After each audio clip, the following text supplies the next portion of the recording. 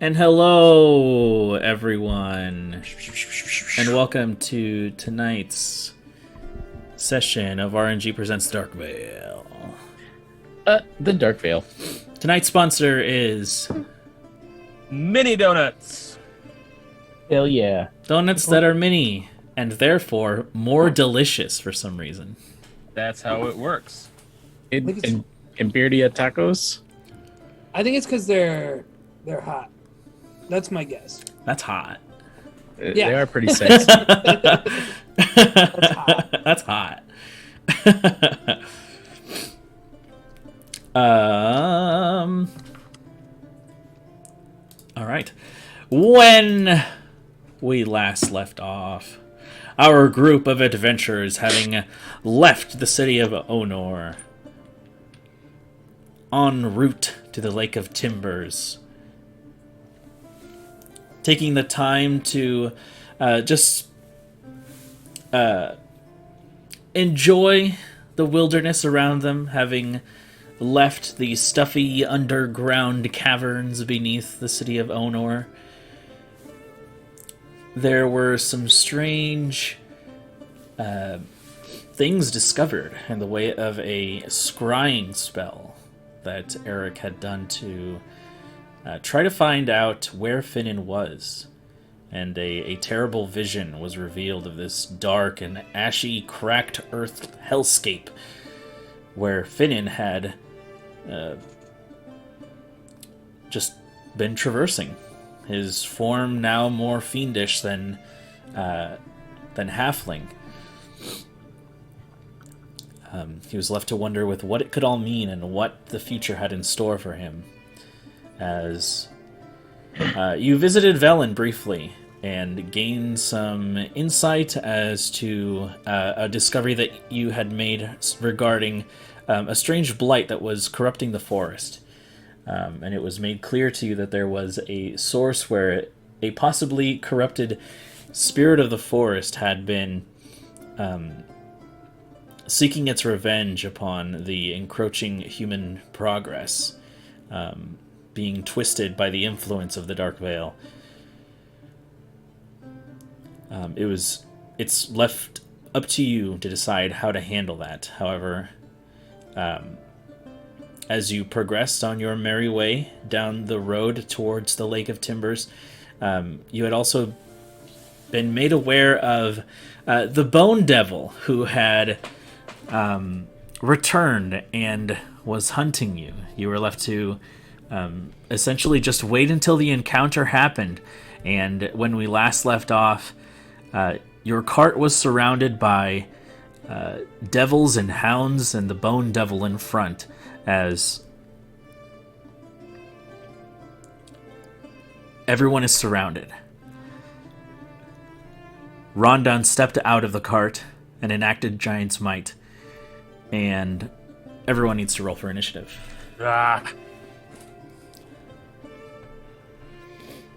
Hey man, we were just playing. Yeah. Okay, I still have a 0 to initiative. Okay. +2. Cool. And for this very special combat, I'm going to need people's emails. Well, Send them to me. Send them to me in. No, say them out loud on stream. Yeah, no. Send them to me through the Slack. Eric's is finnandmustdie@gmail.com. Great. Hey, actually, can I snail mail that to you? Let me give you my home address real quick. Great. Why do you need to give him your home mail address? So he can send it to me. Actually, you know what? I think I can.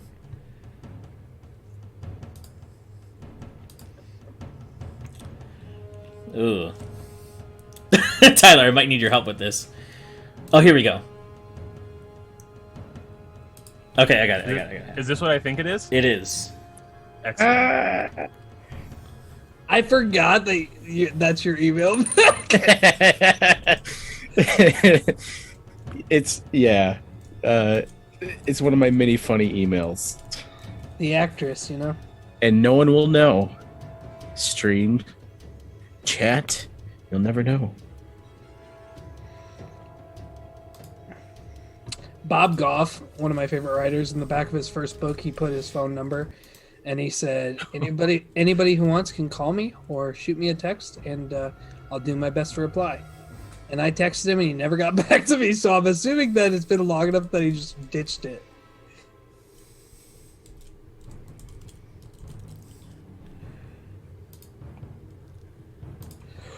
Okay.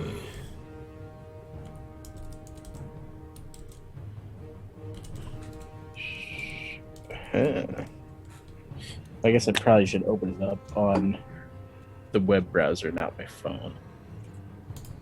Would you send it already? Yes, I believe so. Tyler, you already have this. Oh yeah. However, I will make it... Let's see.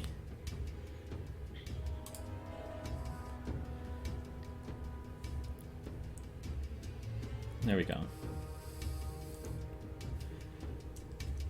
Switch Google accounts. There it is.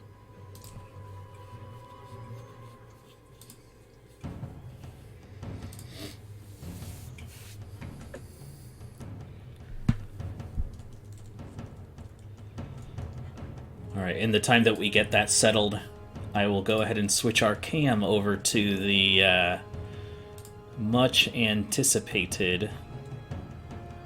Oh, do I have to set up an account first? Yes. Okay. Perfect. Hey. Look at that.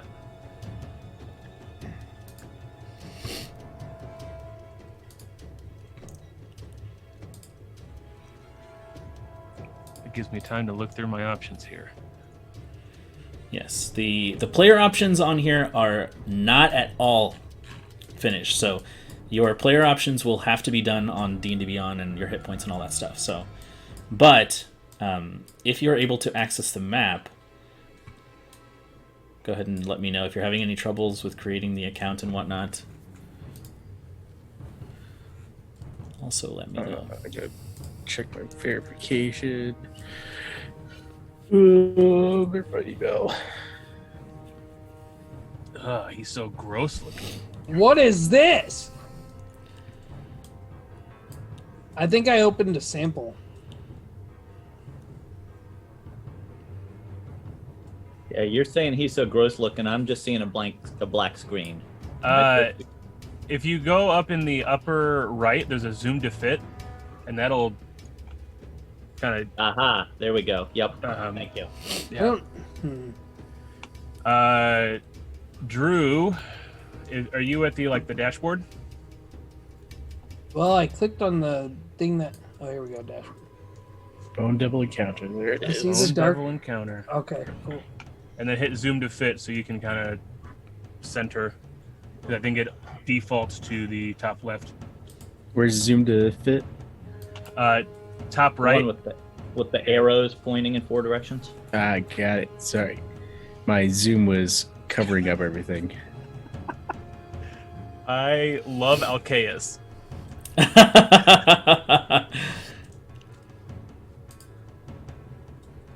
Yes. Oh, that's... I love it. Oh, this is so nice. I love it. This is Liddy City. This is gonna take me forever to figure out. I love it.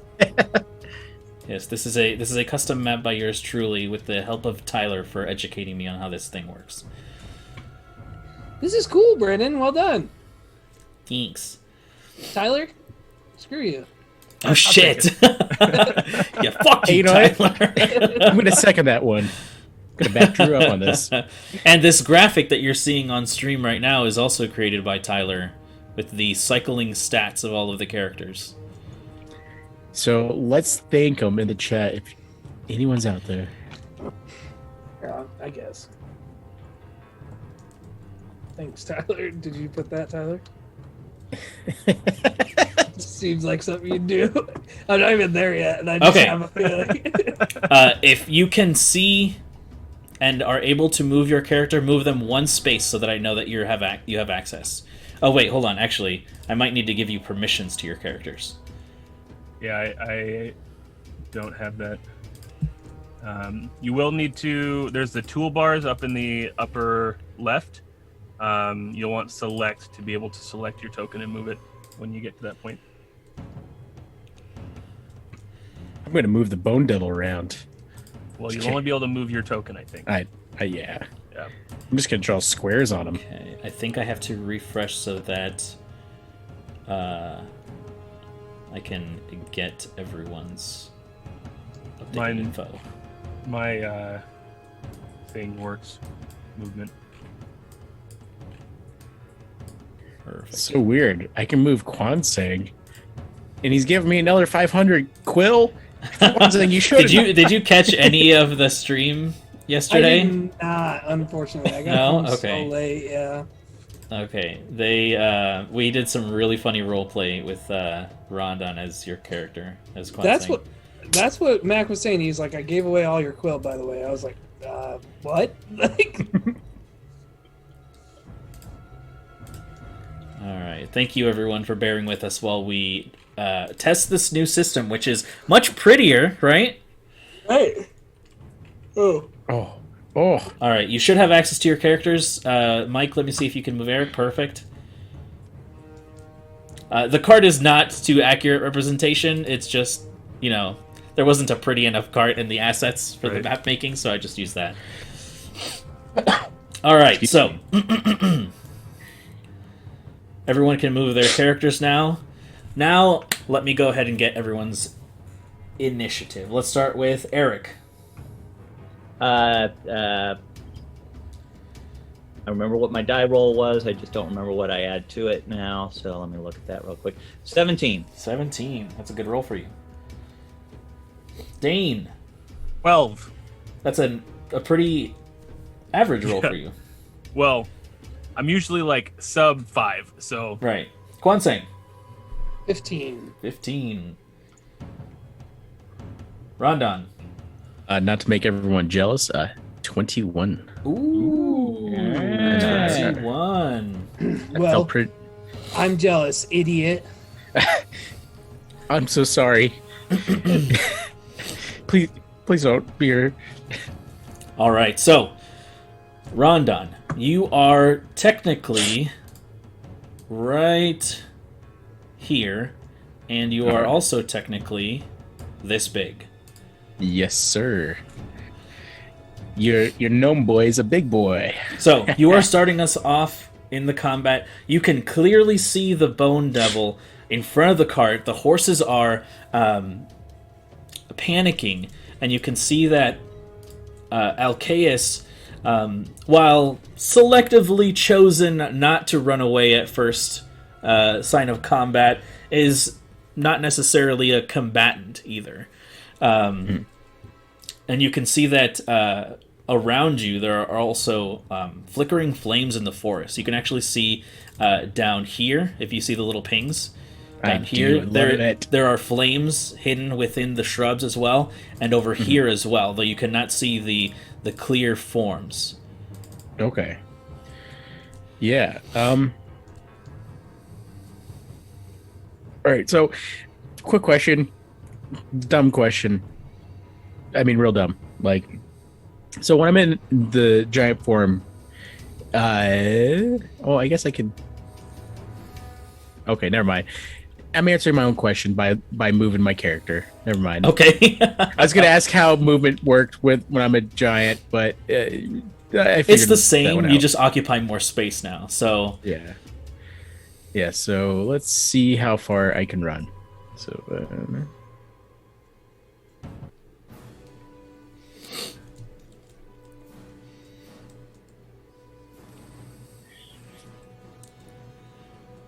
Okay, no, I can't do that. right, so I'm gonna move right here. I'm gonna enact my storm rune. So let me get that going. All right.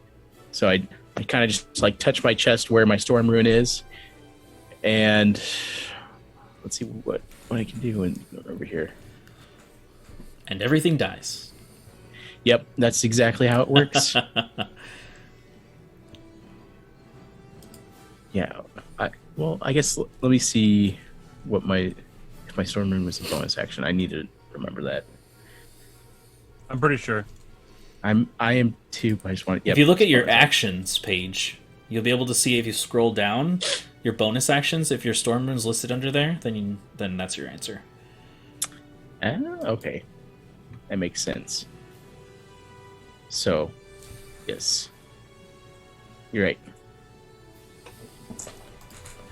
I'm gonna do a full dash and just kind of get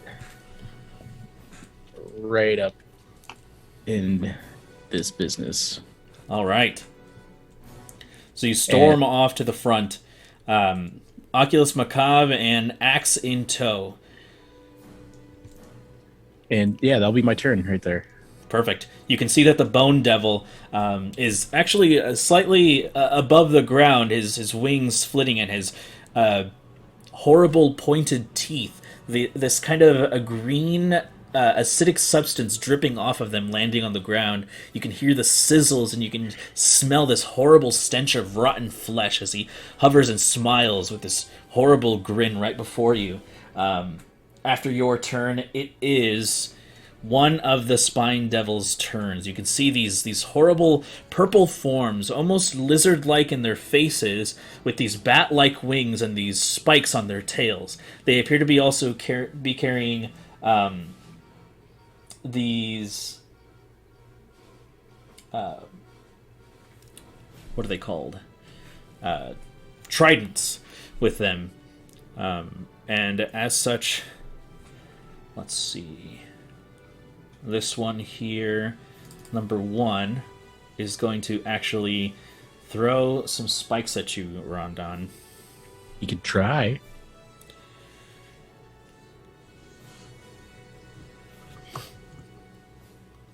Just give me 2 seconds quick.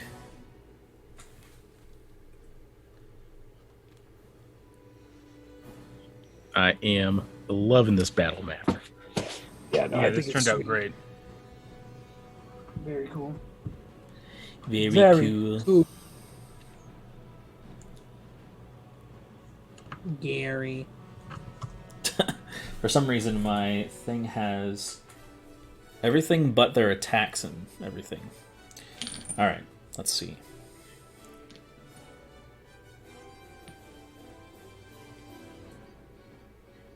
Yeah, so it's going to shoot 2 tail spines at you. So you see that it flicks its tail toward you, and you see these horrible spikes kind of rocket in your direction. Actually, let me see if it is within range quick. It'll have to move 10 feet forward. It'll move right here. And then it will make an attack at you with its first attack. That is a 20 total hit. Yeah, it just hits. All right, and then with its second tail spine, that is a 18 total to hit. No, that doesn't hit. It doesn't. Okay, so the first one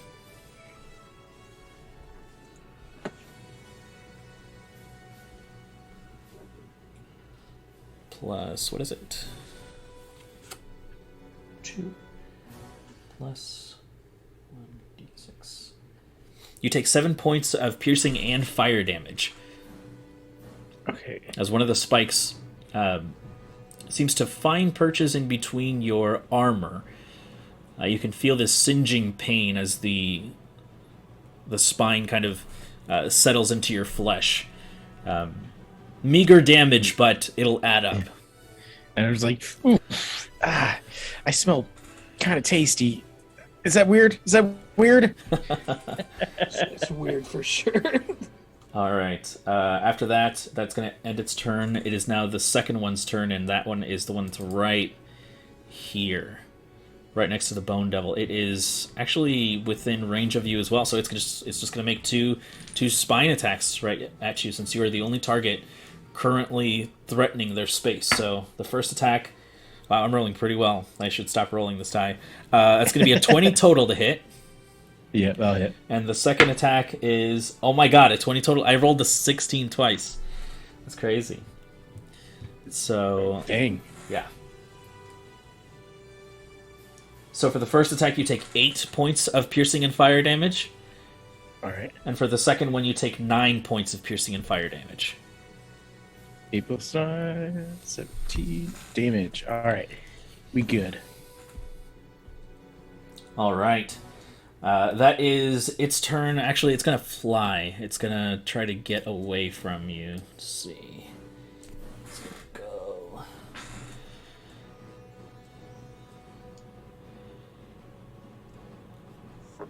It's going to move to the side. So you can see it kind of swoop off to the left of the cart, kind of searching for more targets and keeping itself away from you. It comes up to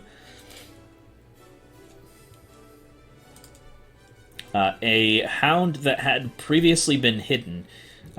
Suddenly sprints out from the wilderness to the south, and it is going to come up right to the horse, to the back horse, and it's going to... Oh.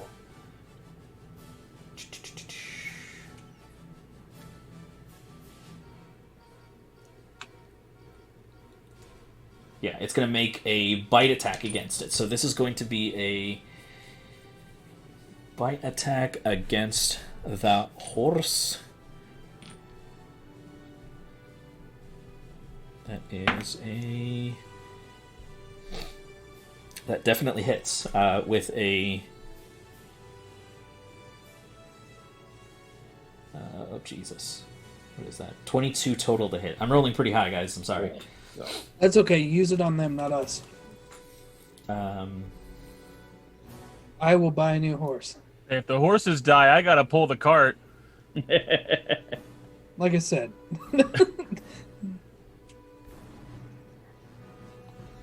The horse takes 13 points of piercing damage.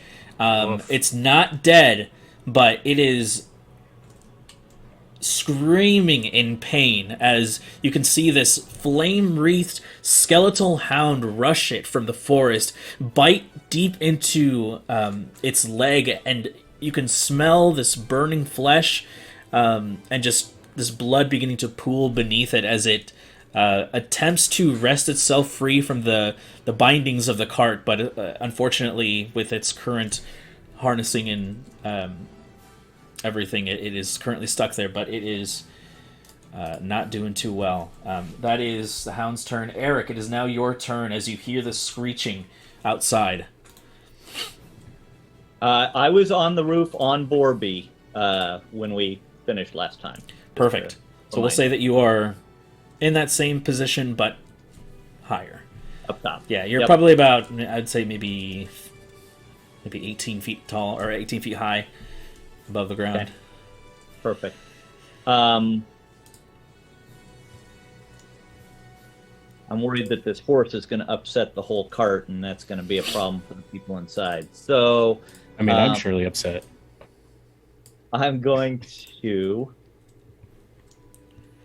fly out, staying at about the same height, but flying out about this far so that I'm got a little better vantage point, and then motioning towards the hound that is right there with the horse, and you hear the sounds of buzzing and crickets and just the bugs in the area just suddenly, but you don't even notice that they've gotten louder, and they get louder, and there's just a swarm of them that swarm up over this hellhound.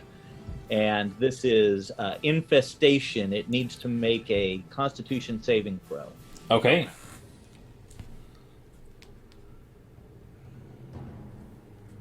Constitution saving throw. Perfect. Not even joking, I rolled a natural 20. I'm so sorry. Damn. Sounds like he fails. Yeah, and if it succeeds, Does it take nothing half? happens at all. Nope. it Oh, just takes- jeez. Ooh. Yeah. That's why it's a cantrip instead of a spell. I need to pick some some better dice around here. Alright. I was gonna say, Mike, if you click your token and then do like there's like the little icon with the thing around the person's head, you can put a marker on yourself that you're flying. Oh, cool. Well, look at that. Oh, wow. And look at all these things that you can add. All right, flying. Oh, I should do that too. Thank you for Second that, Tyler. column, traits and effects down towards the bottom. Ah, I had to scroll down. There we go. Flying.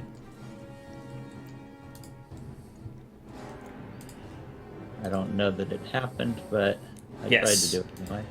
You should see a little green wing next to your icon. I guess maybe I gotta zoom back in. Oh yeah, I see it. Cool. Oh yeah. Um, Oh yeah, it's all coming together. all right. Well, let's see. I've got a little bit of movement left, and so I'm gonna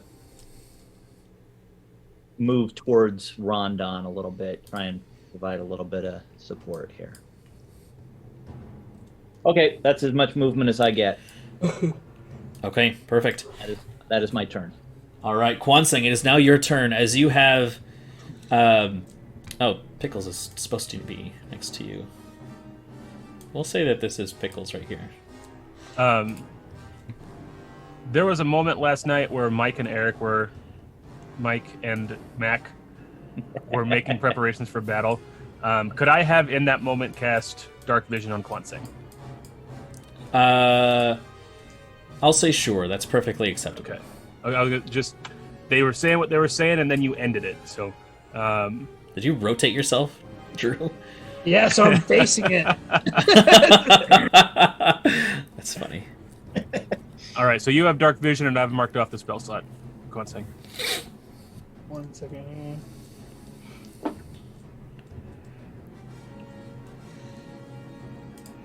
I saw this earlier. Where's it at? Dark Vision, where you at? There it is.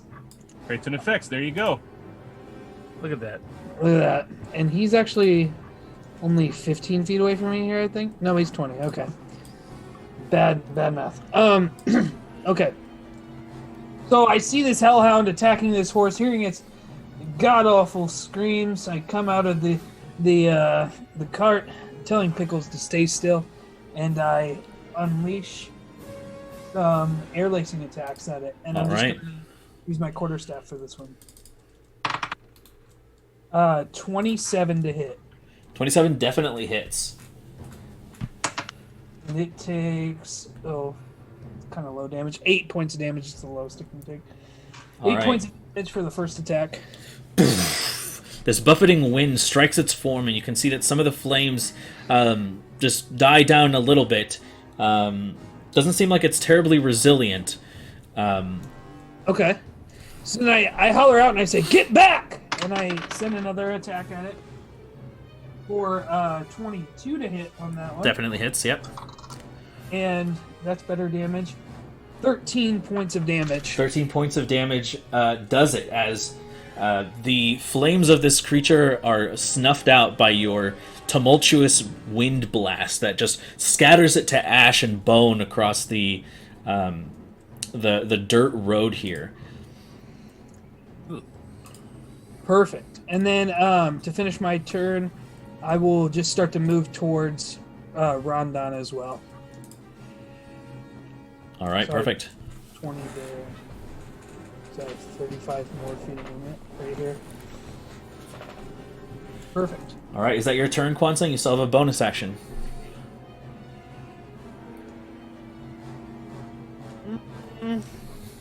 Nope, that'll be my turn. All right. Thank you.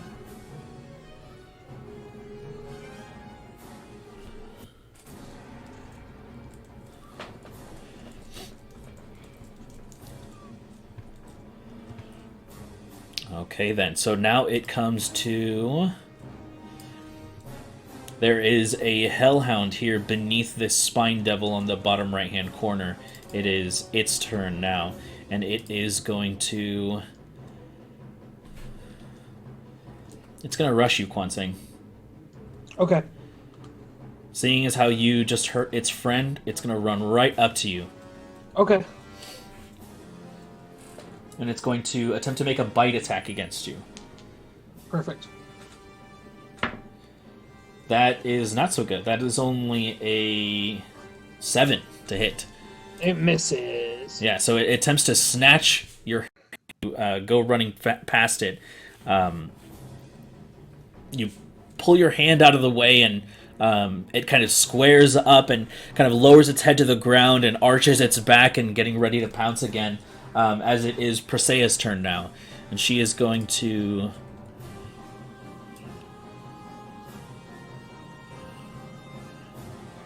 come out of the cart. She's going to go right here. And seeing the Hellhound attempt to pursue you, she's going to make a strike. She also leveled up, so she got a good bump in her stats. Ooh, nice. But not enough to help with a natural 1. As the arrow flies and completely misses its target and just shoots and travels into the unknown. She silently curses herself as Dane, it becomes your turn. As everyone rushes out of the cart, you can see Caligast and Pickles inside. Caligast doesn't seem too phased for some reason, and Pickles is just like looking around, like, what the heck?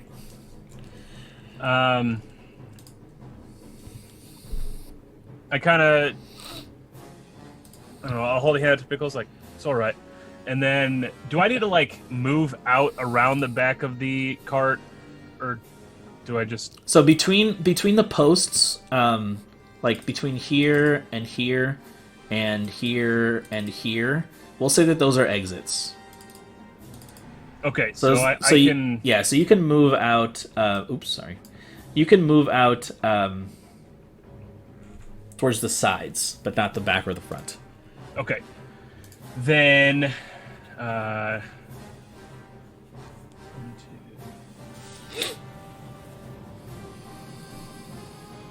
think that's my 30. So I'm going to move up here. Okay. I need to check.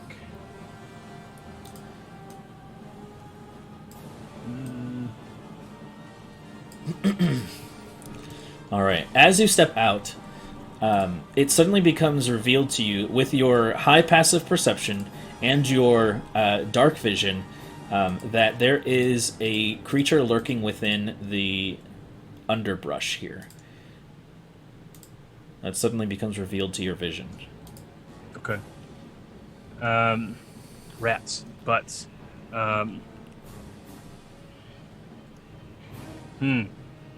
Shoot.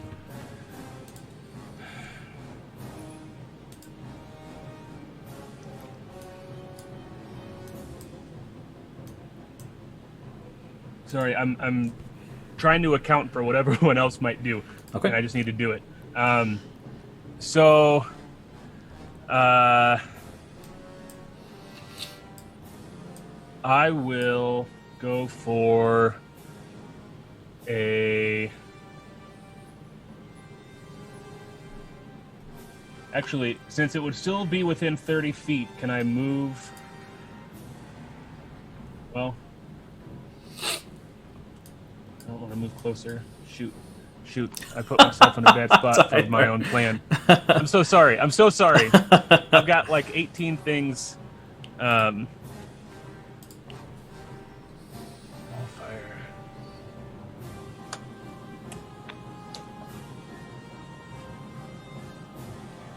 You're within this area. Must make it.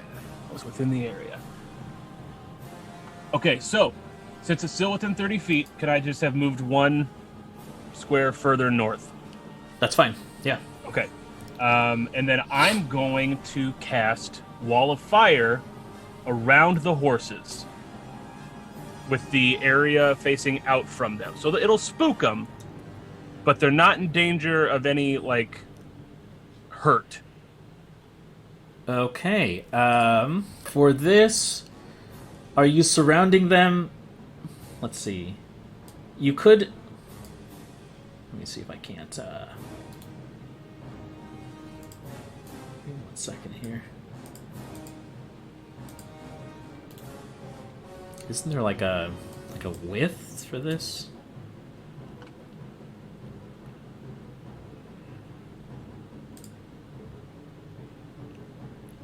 All right, so you're just putting it on that side. No, I just can't draw contiguous walls Gotcha. that way. So I'm switching back to the tool.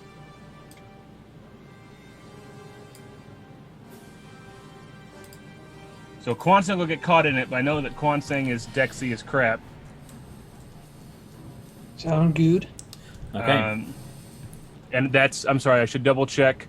60 feet long.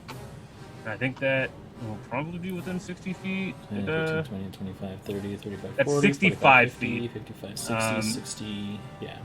So, well, how is there?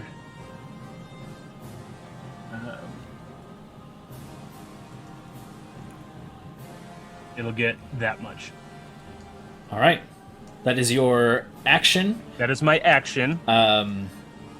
Creatures within a certain... Creatures within the area, when they start their turn, have to make a dex save. Okay. Or no, when the wall appears, each creature within the area must make a dex save. Which is, what, just 5 feet square? Within the area. Anyone in those squares. So Kwanseng has to make a dex save now, but again, I'm really confident in Kwanseng's ability and hoping that this will deter other things from attacking the dang horses.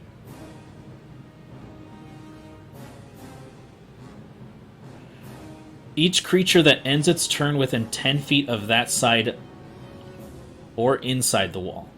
So if it's facing outward, everything within 10 feet of that will get affected. Oh. That's me. Yep. But the inside of the wall deals no damage. Correct. Well, rats. What did I miss? How long have you been out? I heard I'm confident Kwanseng can. I'm confident that you'll make the dex save. So, Oh, okay. Do you need me to dex save then? let's see here. When the wall is created, yes. So go ahead and make a dex save. 27. You take no damage. No damage. Do I have to move out of the wall? If you don't want to continue to make saves, yes. But what ends up happening is this wall of fire suddenly surrounds the horses. And what happens is you just take one hand with your staff and you just like twirl it to your left and just create this wall that just these flames just lick around you but don't seem to touch you. I'm super cool with that. Yes. Unfortunately, Dane, you also have to make a dexterity saving throw. I'm not within the area. It's within 10 feet of the wall. If I end my turn there, Yes. How much movement have you used? all of it. Unless I wild shape into something that has more movement. Okay. Let me just double check. Ah, interesting. What a plan. What about the horse? The inside of the wall deals no damage. It's Oh, one. It's okay. facing outward from them. Okay, I'm following now. I'm following. That's actually not a bad idea. Okay, perfect. So, are you going to wild shape then? Well, that's what I'm thinking. I have a different wild shape. as well. Tyler, what are you gonna do? Yeah, I know. I'm so sorry.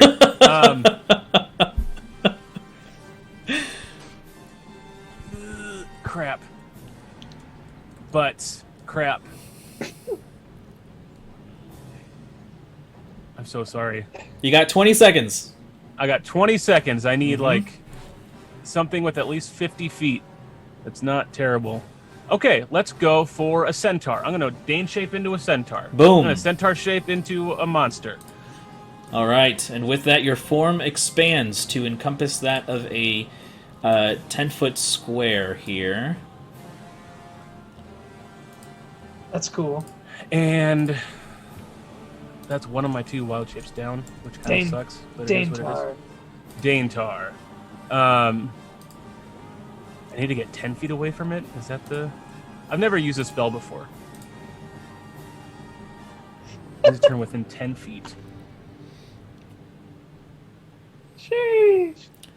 Sheesh. There we go. We'll hit blue. Actually, no, we'll not do that. We'll do. What's a good icon for this? We'll put a snail. Why not? Because it looks cool. No, you know what? Let's just put a dot, and then we'll put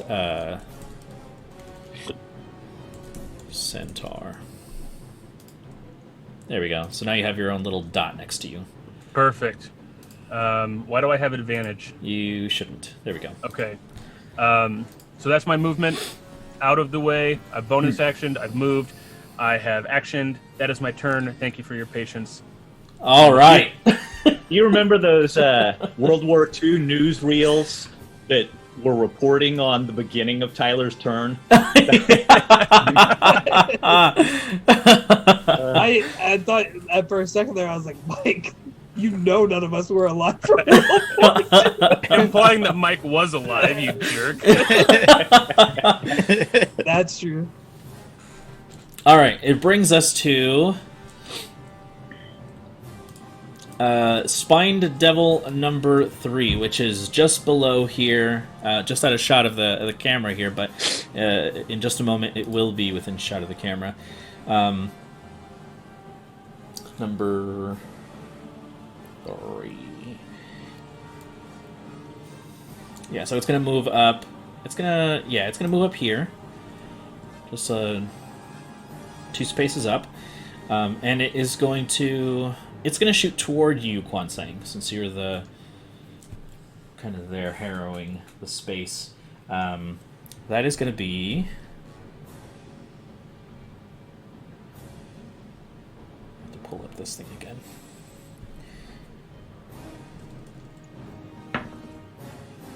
Nope, that's a 6 to hit, and the second attack is... No, this one's more. This one is a 17 to hit. Neither hit. Neither hit, yeah, so... just taking the air and controlling it around you, you deflect both of those, and it is going to actually move away with the rest of its movement. Now it comes up to the Bone Devil's turn. And it is going to move towards you, Rondon.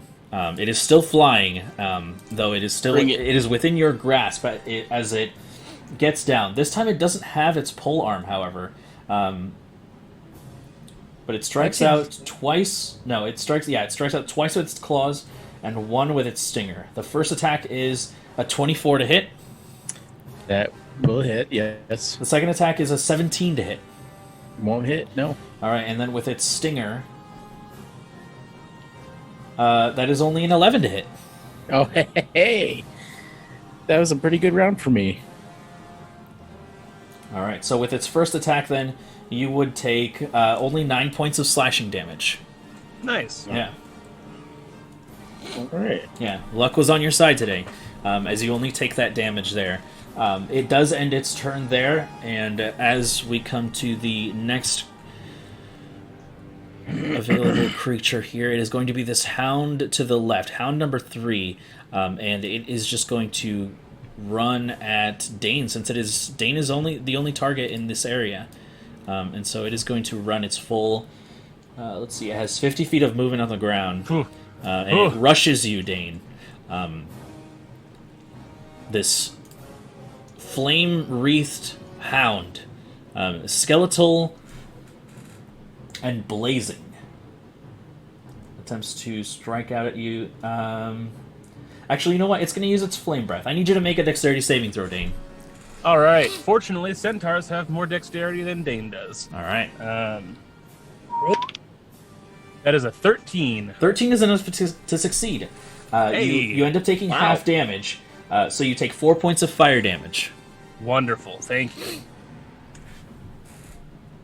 All right, so that brings us to number one's turn, and it is actually hidden. It is the one that was right here that you had seen, Rondon, towards the bottom left. All right. And it is going to run, and it's going to sprint right at you, Eric. I'm in the air. You... Aren't we all? Did you cast Fly on yourself? No, you're with Borby! I'm on board. Oh my god! Wonderful, wonderful. All right, so then Presea is going to get it. The bone. That hellhound was just like, oh nope, not there. Yeah, it's like it's going to go out for a bite attack, and so let's see. With an 8 to hit, it misses. Presea, seeing it come, just swats it with her bow, and it deflects the attack entirely. As it comes to number 4's turn, that is the one that is to the left of Dane here at the top, and it is also going to come around you here, Dane, and it's going to attempt to bite at you. And with its pack tactics, it does have advantage on this strike. Sure. So with the higher of the two, that ends up being a 22. That misses. I No, it don't doesn't. think Yes, so. it hits. It hits. AC 17. All right, so that's 9 points of piercing damage, Okay. and 3 points of fire damage. Okay. As it sinks its teeth into your centaur form, they are starting to gang up on you. As it comes to Rondon, your turn. All right. Thankfully, you are not within the range of the fire as you feel the flames licking at your back. Oh yeah, that's right. Feels nice and warm. Whew. All right, Mr. Bone Devil, prepare to get your shit hit. Well, that was a natural one, so Okay. Luck, use luck. So you swing and... I'll use a luck point on that one. okay. Just because I don't like having. Let me find my points. Sometimes I think you forget you have luck points. I know. It should be Oh, on your yeah. actions page again, also. It should be at the very bottom, I think. Yep. So 11 plus 9, 20. 20 to hit the Bone Devil. That does hit. All right. So And this is with what? this is gonna be with my Oculus Macabre. So 1d8. Sorry, using physical dice, so I start feeling luckier that way. So that's 7 plus 5. The math 12 to hit, plus 1d6 with on the ground. That's 3 for Oculus Macabre damage. So And then I'll- what's the total on that? 15. No, not 15. That was 7 plus 9. That's. God damn it! This is why. This is why I use the digital dice. Good practice is to have a notepad to write your damage down on. You're right. You're right. I'm a terrible player. 16. 16.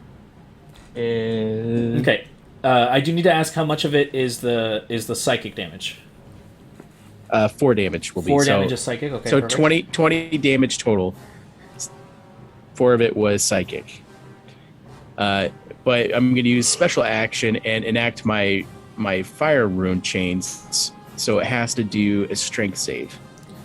Okay. It is immune to fire. You soon find out. Does it still have an effect? Does it say on the ability it will get that? changed? Okay. The It will chains. get changed. Okay. It just won't take the fire damage. Okay. So this is a strength save. You said. Yes, All DC right. 17. All right, and this is against magic. That's an 18. Take it with disadvantage because I'm using my storm rune. Okay, so then the first of those would have been a 5. So it is suddenly Wow. chained in the air. Not taking any damage, however, but it is restrained. That's all I needed. Does it bring him to the ground? Aim throw, restrain for 1 minute. The restrained shackles the target to 2d6 fire damage. Start of each turn, the target can repeat the saving throw at each of its turn spanning the shackles once invoked. So it would, because it reduces the target's speed to 0, so it can't use his wings. So essentially, he ends up falling about 10 feet, which is takes 6 points of damage. Oh, nice. All right. He flew too high and so he fell. Flew too close to the sun. He flew really low and only took 6 damage. That's the next thing. And then I'll take my second attack, which I'll do via just the automatic dice roller, because this again will be with the Oculus Macabre. Okay. So yeah, that will be 26 to hit. Definitely hits, yep. You have advantage on the strike if you didn't do that already. Okay. And roll, you can just... Yeah, so we'll take the 26. Okay. And then for the damage,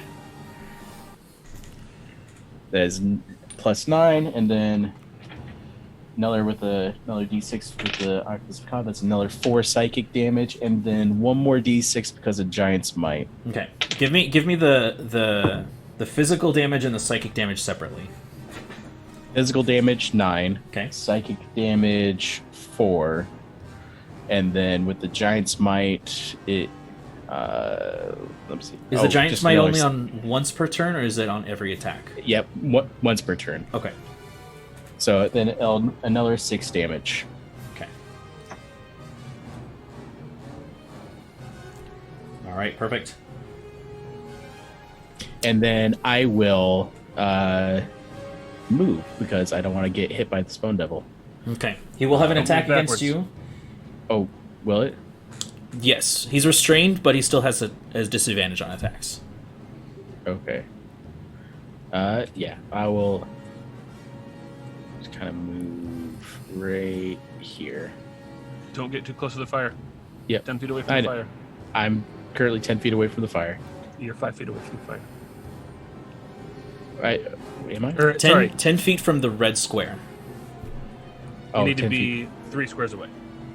Okay, then let's Yeah, see what... You gotta have at least 10 feet between you. Mm-hmm. This makes more sense right Okay. here, yeah. All right, so he's going to take a stinger attack against you with disadvantage. With the lower of the two, that's an 11, so that doesn't hit, I don't think. Nope. All right. Is that your turn, Rondon? That is my turn. Perfect. So it brings us to Spined Devil number 1. The one on the top right-hand corner. It is going to fly here. And Mac, does your... Oh, sorry, go ahead. it is going to use... let's see. Does it specify if creatures can attempt to release the bindings? Good question. I don't think so. While restrained by the shackles, target takes 2d6 fire damage. The target can repeat the saving throw at the end of each of its turns, banishing the shackles on a success. Okay, so it has to be that creature that does it then. At least that's what I gather from the ability. That's That's what I'd assume. Okay, so it's gonna strike out towards you, Rondon, with its spine attack. Bring it. So it's going to I be- can handle it. Pump up the jam, pump it up. That's a 13 for the first one, Nope. and a 22 for the second. That'll do it. All right.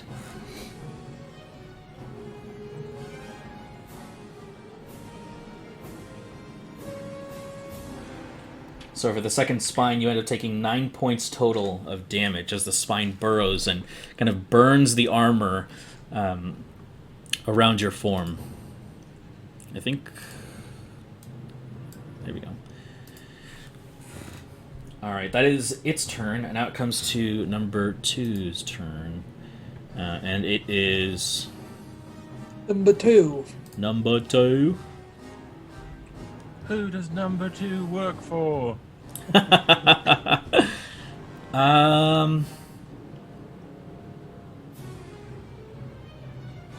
This one's going to strike out at you, Eric. Let's see if it's In the within air? distance. Yep. These creatures can also fly, and they have ranged attacks. Oh, it's a devil. Yep. That makes sense. So it is going to shoot its tail spine at you twice. Let's see. The first one is a 16 to hit, That hits. and the second one is a 24 to hit. That also hit. All right. Oh God. So for both attacks here, the first one you end up taking... Wow, I rolled pretty high on this one. It's a 12 points of damage.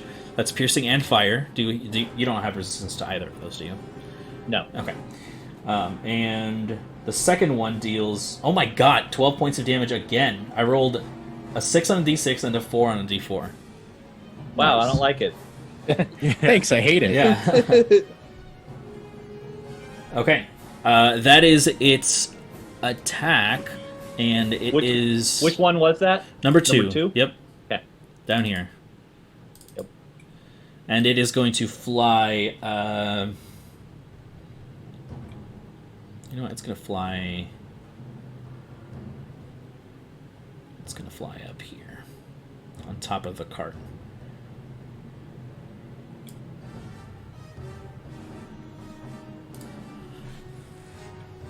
Alright. Hellhound number 5 is dead. Eric, it is your turn as you take these two burning spines into your flesh, burrowing about 2 inches deep into your flesh, and it feels awful.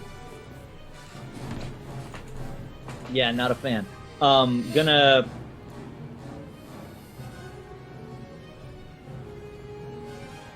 fumble for a wand, realize, no, that's the wrong wand. That's the wand of webs in it, and then pull out my other wand and point it down towards Presea. And I hope this isn't going to be tough for you to do on the map here, but rising up out of the ground just very suddenly is this essentially corpse-like form that just appears out of the ground next to Presea there to attack Hellhound 1 at the end of my turn as I summon Undead. Okay. What form is it? It's a... You said corpse? This is a putrid. Putrid, okay. Yes. Ooh.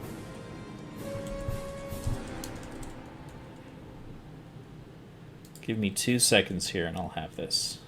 Does it have hit points? Yeah, it's 30, which I'm just keeping track of on paper, if that's okay here. Yeah, that's fine. Let's see.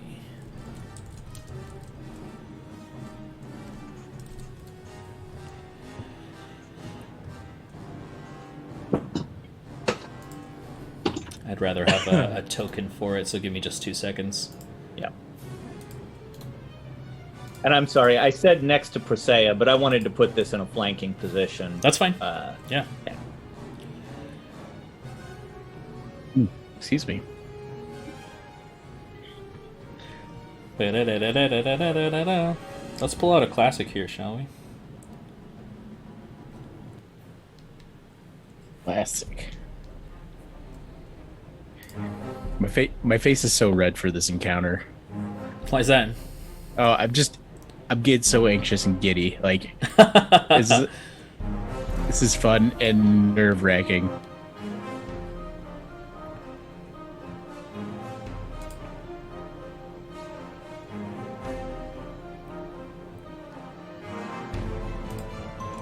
All right. In the meantime that I prepare this, go ahead and take that creature's turn. Okay. Should I complete my turn first, or? Yeah, go ahead and complete your turn first. Shares your initiative count, but takes this turn immediately after yours. Yeah. Okay. So, I'm going to yell at it to kill that dog, and then fly in pursuit of the one that just did the damage to me, and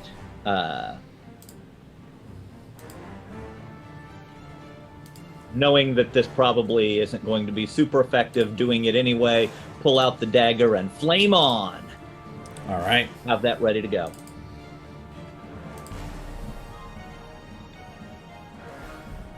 And as I'm flying over, I'm looking at that corpse that I summoned and realize for a moment, oh, that looks a lot like Khyle. All right. Perfect. Oh, All right. So it is under your control now. You can move it if you wish. Okay, no, I want it right where it is, so it's got some flanking going on. Perfect. And it's going to, I don't know why I closed the page, do its attack. It gets 2 attacks, and it's going to attack that owl.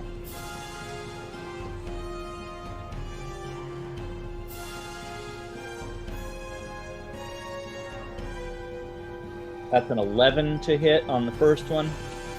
11 does not hit, unfortunately. No, these Okay. while they don't have very many hit points, they are quite dexterous and they do move out of the way for this strike. The second one's definitely going to hit. That's a 24 to hit on the second one. Actually, just misses. Oh, 24, no. 24 hits, yeah.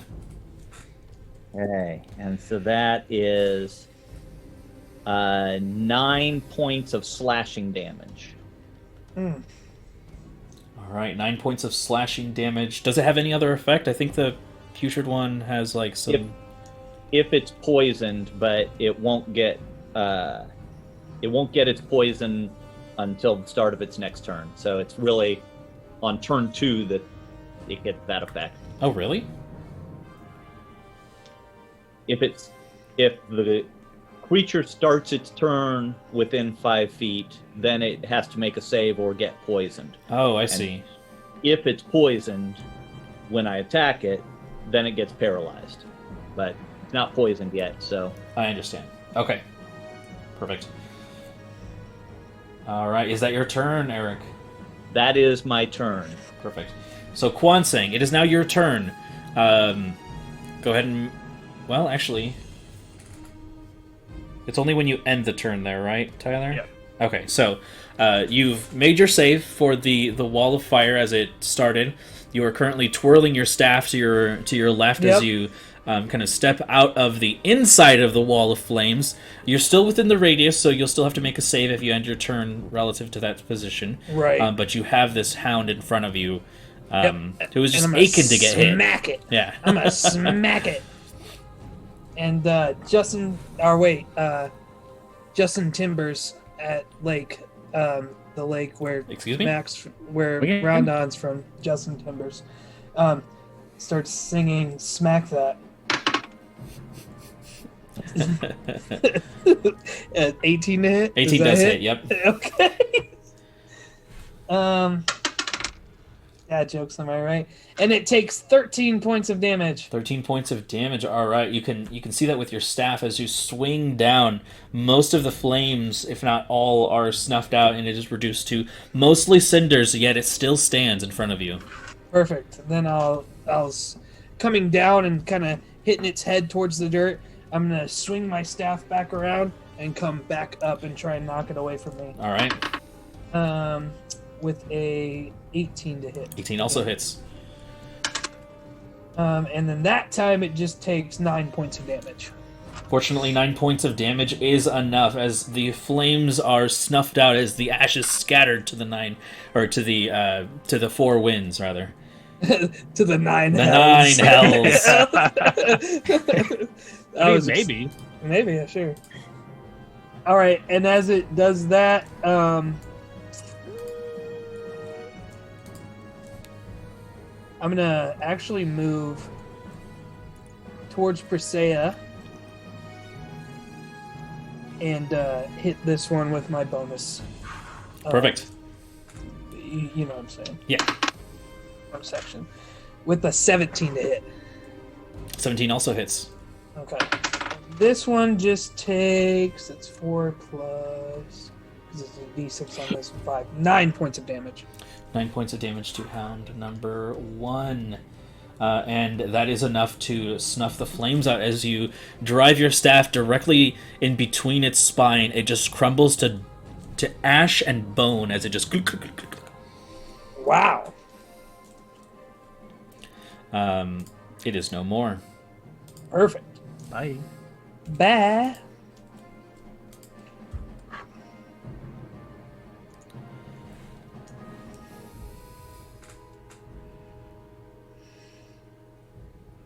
All right, and you do receive 1 CR for each of these that have been slain, so you have a total of 3 right now. Thank you.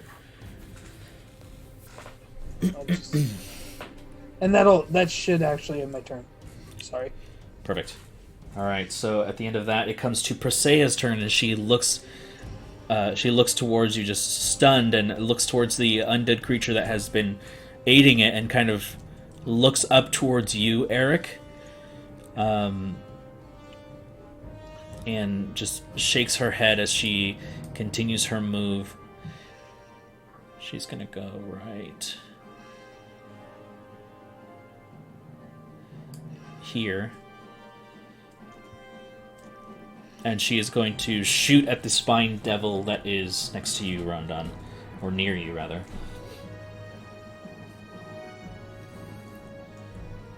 With a 26 to hit, she finally rolled well.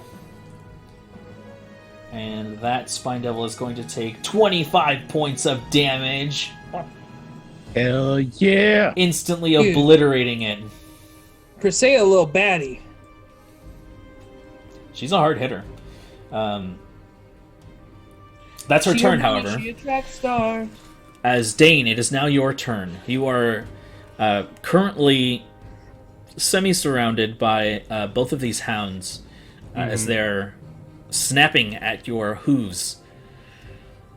And I'm going to move. Rye. No. That's cheaty. I Stop. would like to start crying. TD and Agonia. What a great character. Oh, I love him so much. Fantastic. I'm gonna move here. All right. That does provoke 2 attacks from them. Bring it.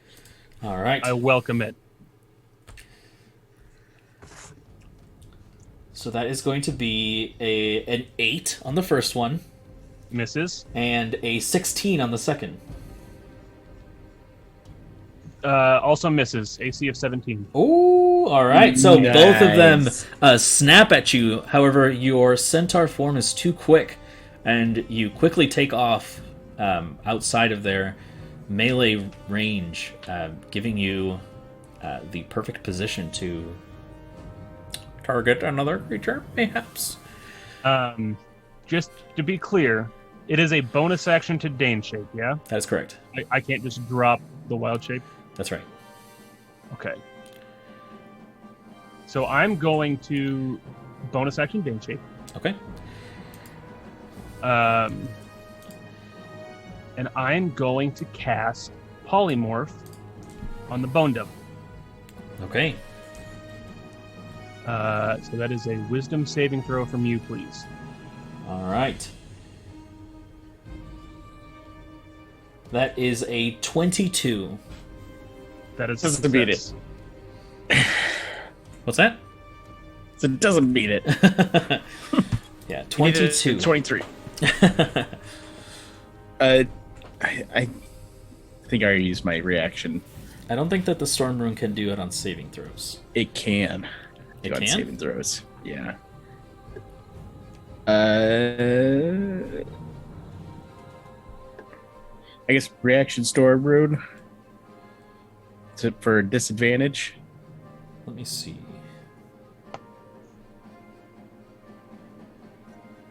Dude, that would be wild. That would be wild. So just creature you can see within 6 feet of you makes an attack roll, saving throw, or ability check. You can use your reaction to cause the roll to have advantage or disadvantage.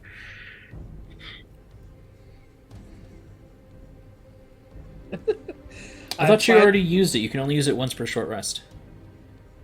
No, it's a continuous thing. It lasts for 1 minute. Does it? Yeah. The prophetic state lasts for 1 minute. The advantage or disadvantage is a reaction within that minute. Oh, I see. Okay, so then... Please fail. Failure. Your mom doesn't love you, Bone Devil. Oh my gosh. Well, I mean, that might be true. Yeah. He's a bone devil. She's just a normal devil. Okay, with disadvantage then. So that is a 15? Fail. Okay. Devil is now a seal. Okay. Yes. What? So I run up and I with the leaves on the Apexis flora. Okay. I just kind of blow a breath as it turns into a wind that encircles the Bone Devil and makes his form smaller, and then he just kind of starts doing that thing where he's flopping around on his two flippers. But he's also chained, so he's got a shackle around his neck. Yes. Because this is SeaWorld now. And that is my... I don't have another bonus action, so that is it. That's what I got.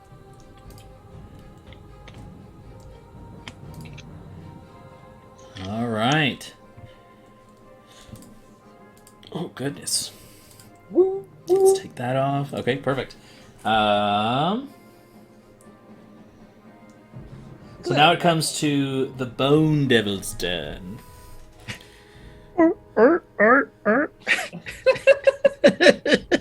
The seal can hold its breath for 15 minutes. What? While restrained by the shackles, the target takes 2d6 fire damage at the start of its turn. And seals aren't immune to fire. Nope.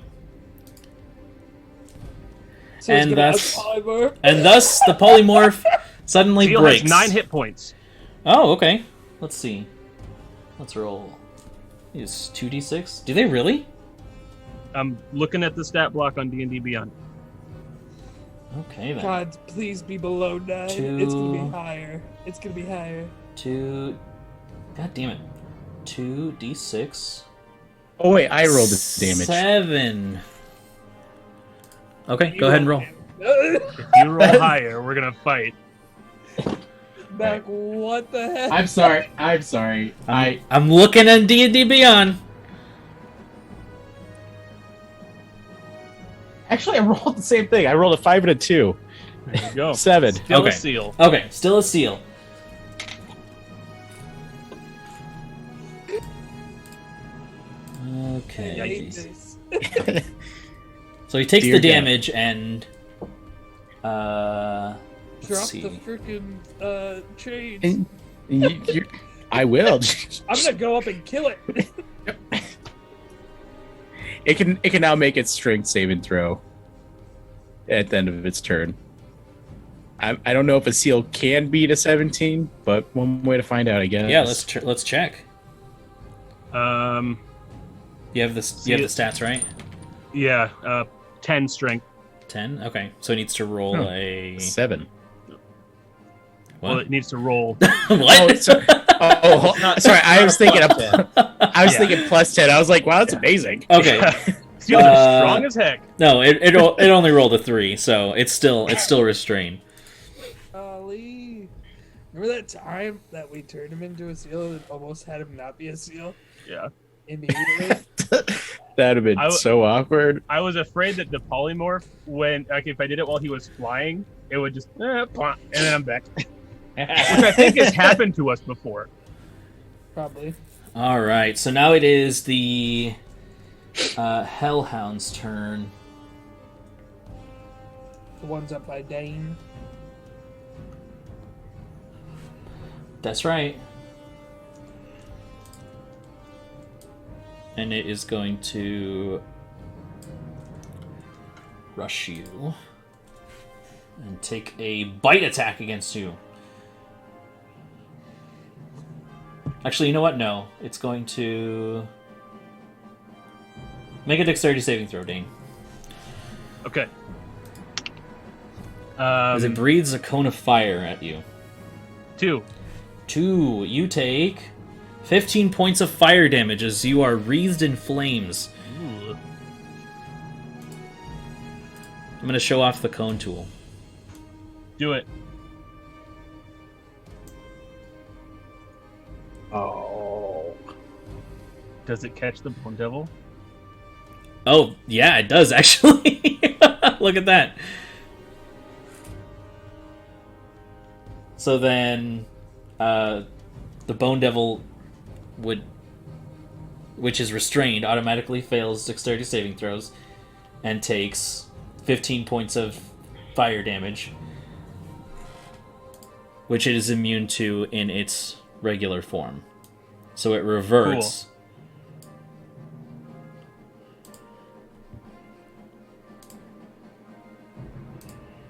At least it wasted its turn. Alright. Now it is number 4's turn. And Is he still restrained? he is still restrained, yes. Okay. Yep. Luckily he made the save while he was a seal, so We got one more chance at this, boys. basically, yeah. Pull us not out! And this one is going to... It's just going to go right here, honestly. And... Same thing as before. Dex save. Dex save, yep. Another 2. Alright. You take 8 points of fire damage this turn. Oh, it was 15 and then 8. Yes. Okay. The wall of flames is dropped. Okay. I lost concentration. Actually, it would have dropped when I concentrated on polymorph. So Ah, yes. Alright. That is its turn. It is now Rondon, your turn. So this brief Alright. moment where this creature becomes this cute, cuddly seal and then reverts back to its hideous, bony, devilish form.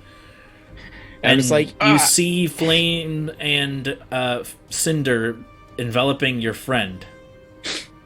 All right. I am going to bonus action enact my Hill Rune, Okay. which grants me resistance to bludgeoning, piercing, slashing damage for a minute. Your And heal rune.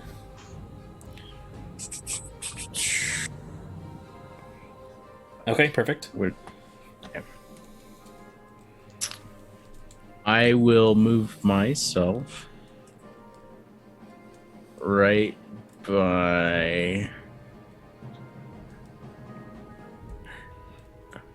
I'll move myself right here by this one dude whose name I can't see because I'm The Spined Devil? Spine Devil. Thank you. And I will take my tax on it. So Okay. it's my Oculus Macabre. I'm gonna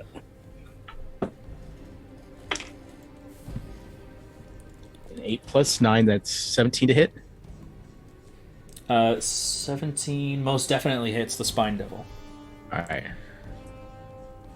All right, and that'll be 8 damage, and then plus D6 for stop. That's another 4 damage psychic.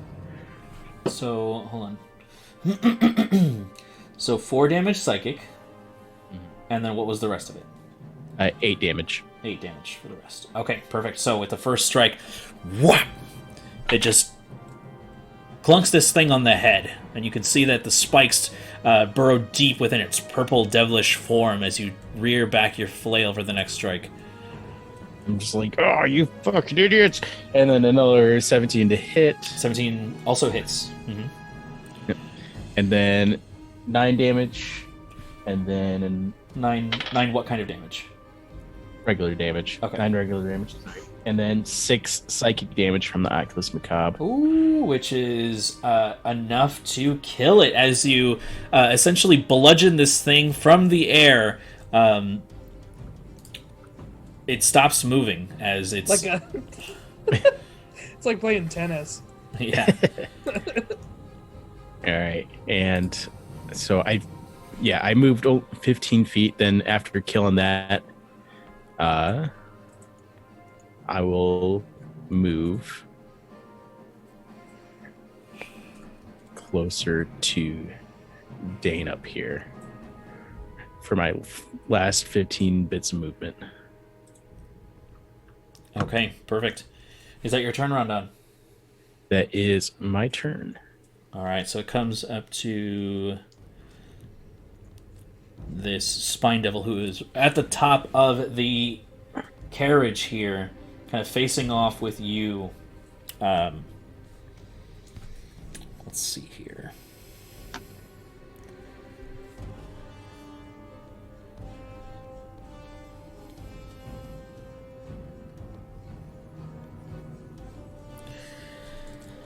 Huh.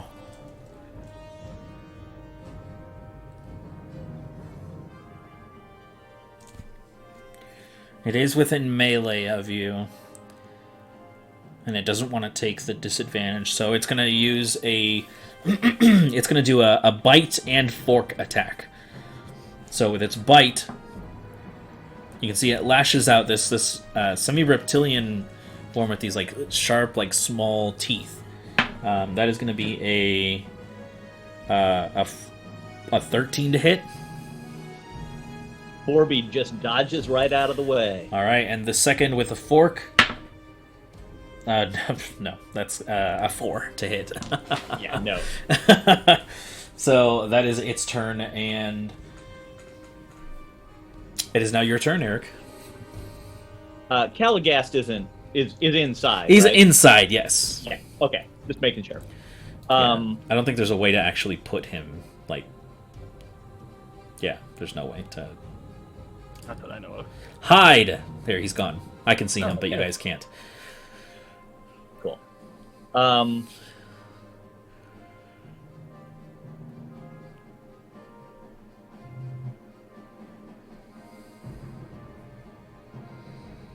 right. I'm trying to decide how aware I am of the seal thing. Probably not super. I was pretty engaged. No, frick. Um, I'm over here doing like intense research on how to beat the Starred Bone Devil, and I accidentally closed the map.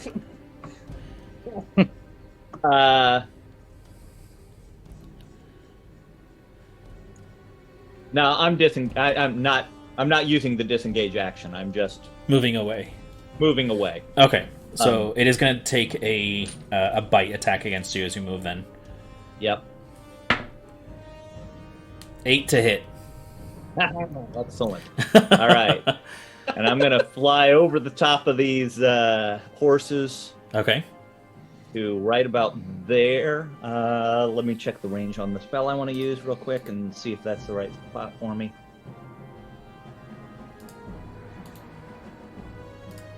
Oh, yeah. Heck, I didn't really even need to move. That's all right. And then I'm going to try and ping. Do you see that ping? Yes. I'm not okay. That is the center of this giant ball of blackness that just grows from a small little pinpoint and just becomes this enormous sphere, 40 foot across, 20-foot radius, which should catch the Bone Devil and this guy down here. What number is that? All right, so Number this is actually a 3. perfect time to practice the shape tool here. So if you can find Okay. that on there, Oh, yeah, sure. go okay. ahead and click on that and then select the circle. It's a circle, right? Yep. And then select the point where you want to place it and then drag out until it reaches the radius that you want. And then just kind of like place it wherever you want on the map afterwards. Okay. Circle. 20-foot radius. This thing's pretty cool. I know, right? And actually, okay, so then I switch to select to move it around. Exactly, Yeah, look at that. Look at that. That's pretty slick. It All right, does so center on like a corner of a square and not like a right, square, so it's kind of yeah, weird. that is a little weird, but it works. So, right there. So what we cannot see in, but they cannot see out or each other. It is completely blind, and all from outside, all we know is we have this enormous black sphere that sounds like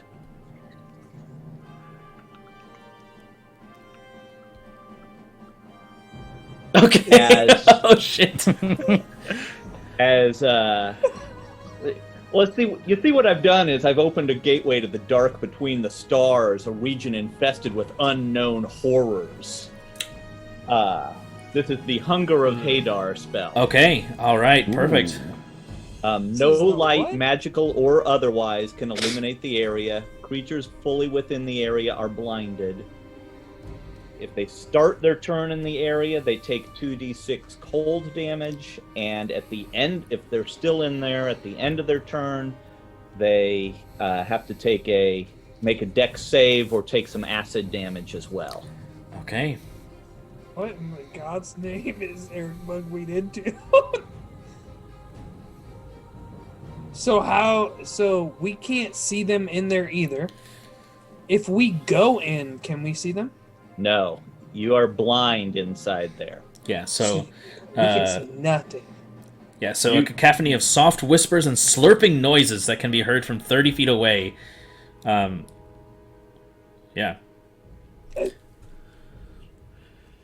So then, as this sphere of blackness essentially creates a rift between realms, there is nothing else that you see within this space as the creatures inside disappear within the inky blackness of the void. Well, Live in peace, Inky.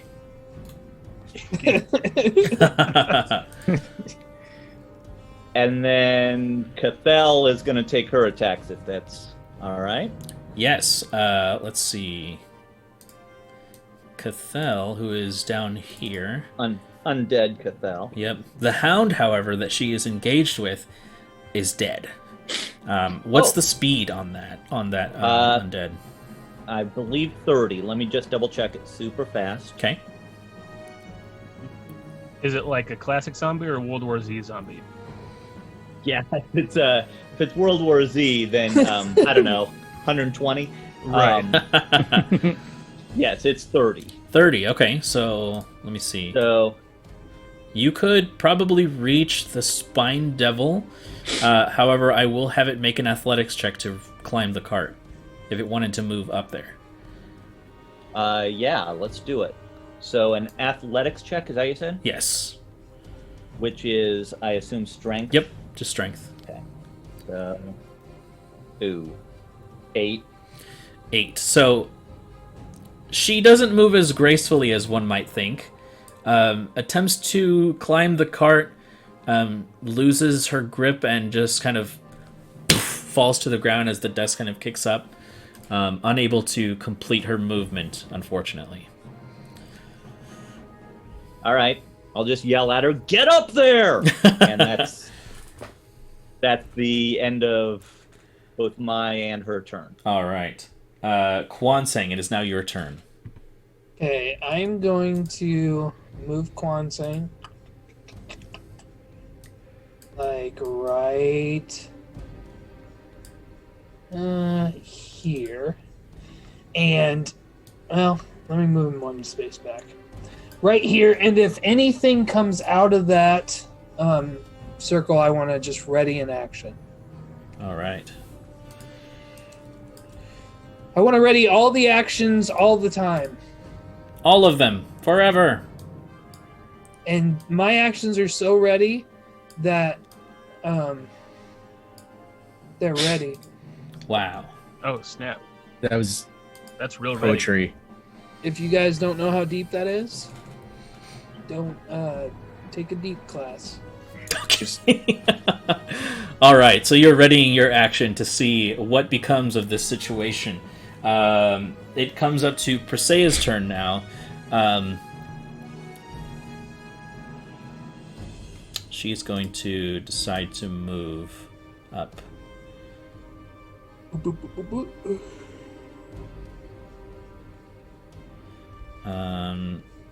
She can't quite get a good hit on Hellhound number 4 because There's a lot of cover in the way. So she's going to take the shot anyways, and she just yells, "Dane, duck!" I duck. He turns into a duck. Yeah. Is my reaction wild shape to duck? just shoot Duck through him, face. Persea. He can handle it. So she rolled a natural 1. So she shoots Uh-oh. through Dane. She hits Dave.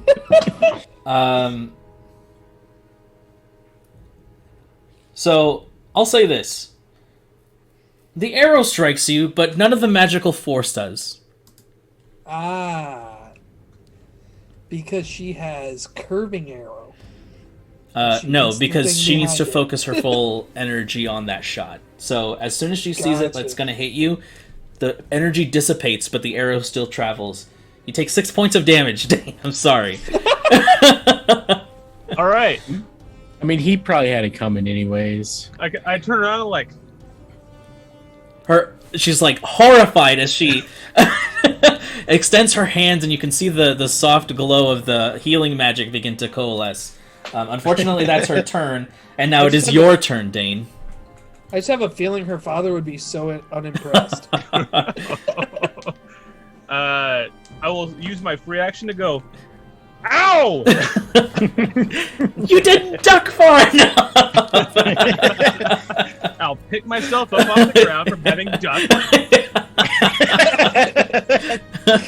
You were just laying flat, and she's still like, look at the pain.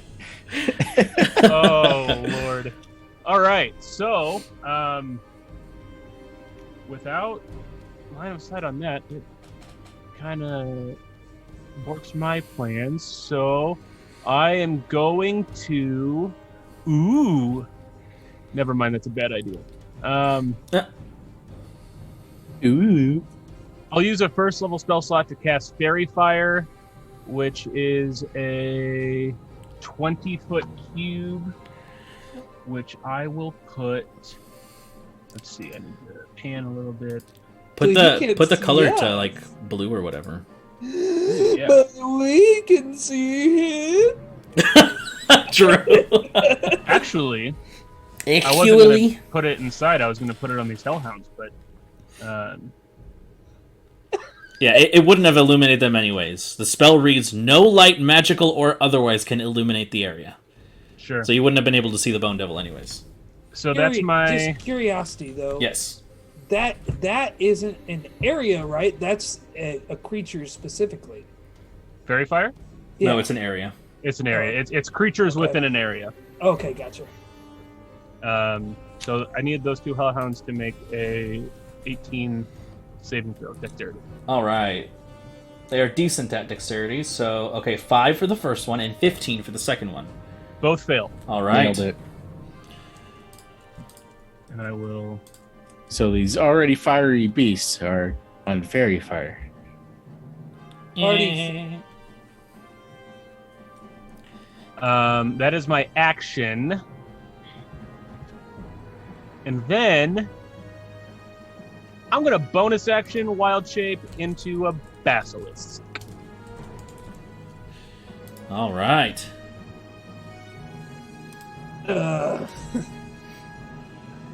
Sheesh.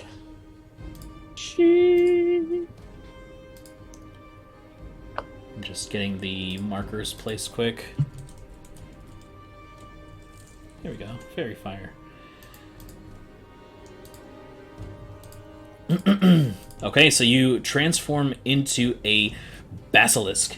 This bluish light surrounding you. Your form kind of explodes into this hulking, leathery form with spikes coming out of the back of it.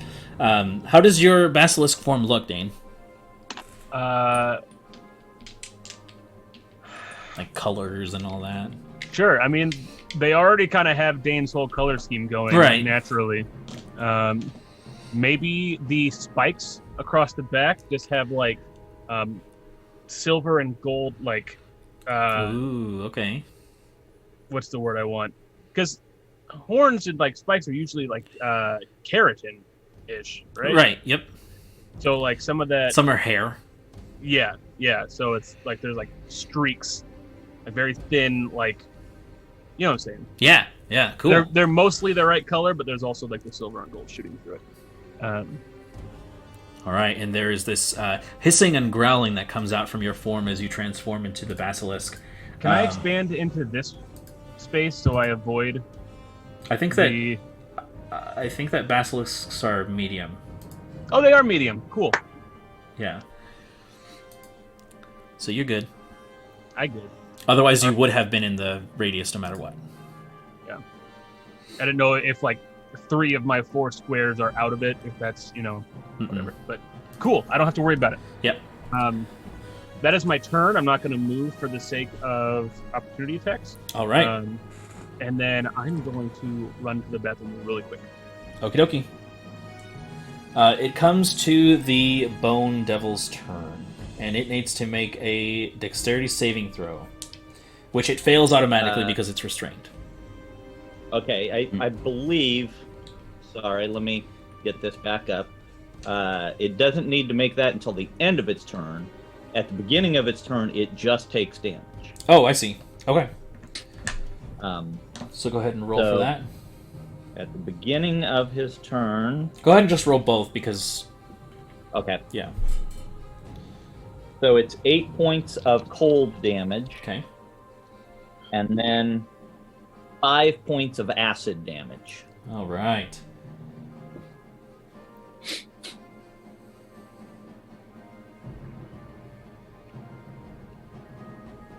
Perfect.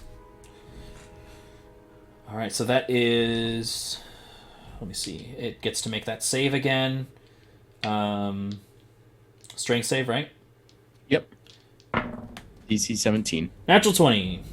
That'll do it. All right, so it is unrestrained now. And I can't see it, so I can't make it have disadvantage. So. You know what the sad thing is? Oh. Is if I would have had my turn before Mike, I would have stunned it, and then it wouldn't have been able to make those saves at all because it automatically fails strength and dexterity saves. Not with stun, no. With stunning strike, it takes on the target is stunned until the end of the turn. Stunned says the stunned creature is incapacitated, can't move and can't speak, only falteringly. The creature automatically fails strength and dexterity saving throws. What? Stunned? Yep. Really? Yep. That's OP! Super OP. That's why I was like, Love it. He dead. Wait till I get my hands on him. All right. Oh,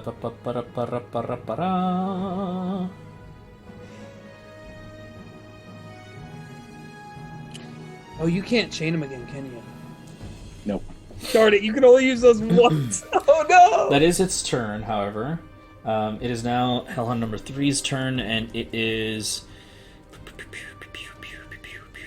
It has to make a Constitution saving throw Oh, does it? at the start of its turn. Oh, right, from the...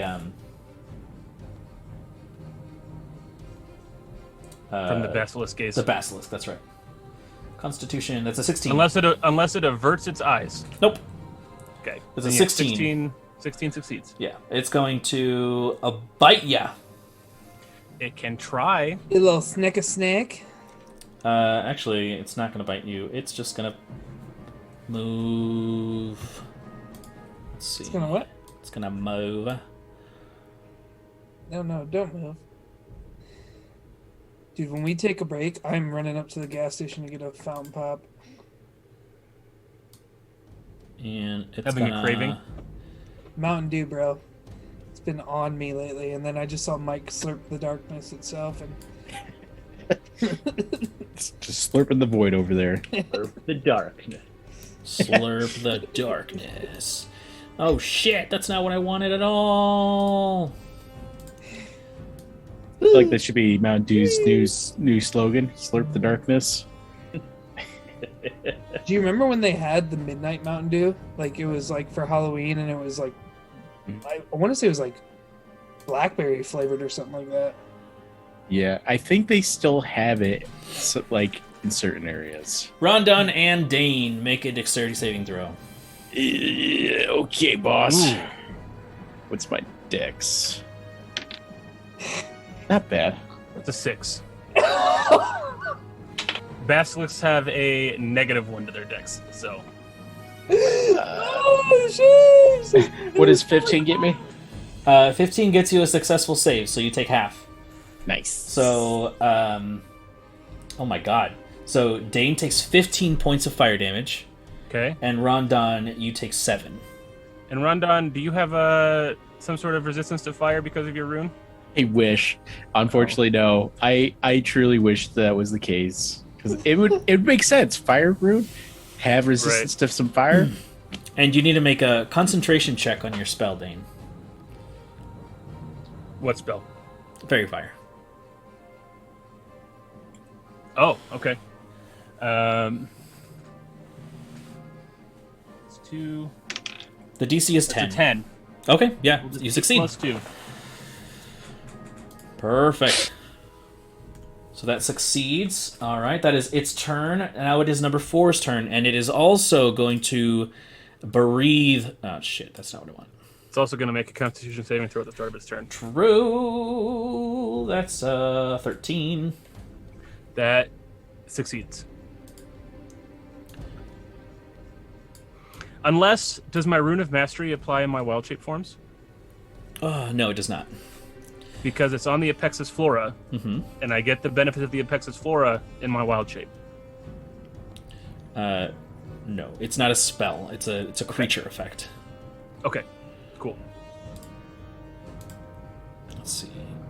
And then, once again, Rondon and Dane make dexterity saving throws. Oh, golly! Oh, golly! 2 minus 1. Oh, golly!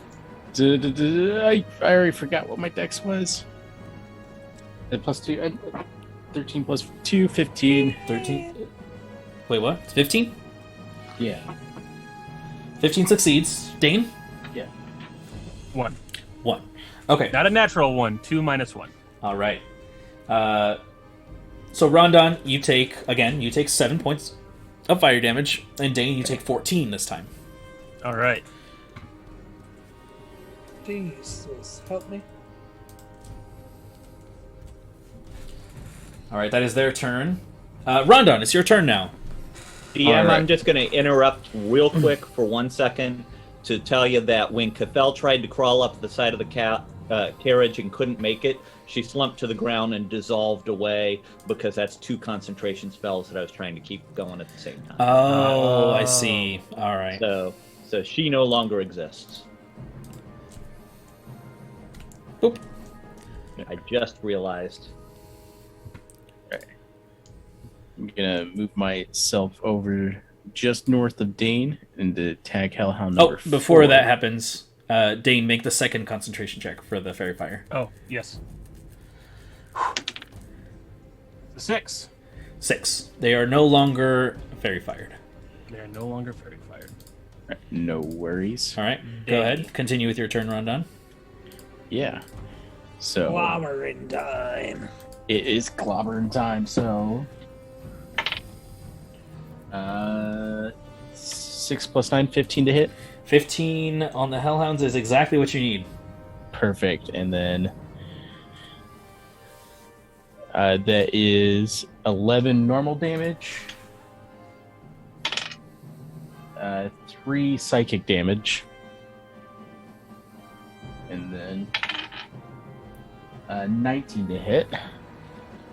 Give me 2 seconds here. You said 11 normal damage. Wait. Yeah, sorry, let me bring up back my rolls. Mhm. Yep, 11 normal damage. Okay. And 3 psychic damage.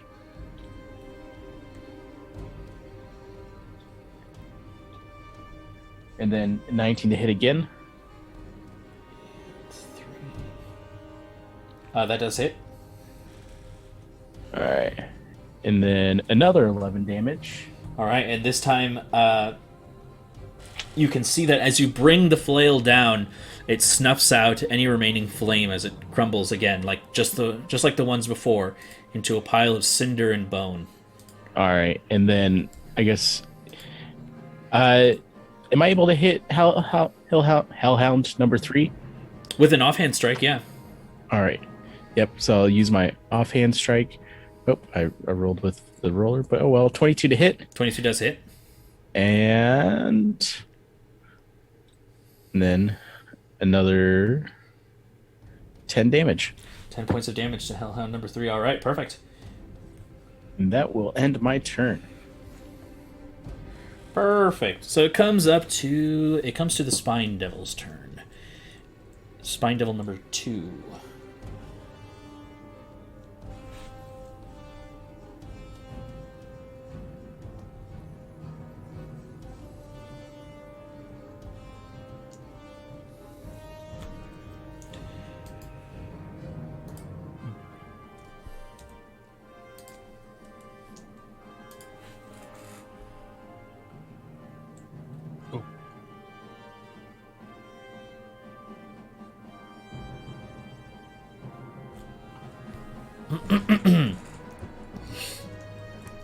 And it is going to fly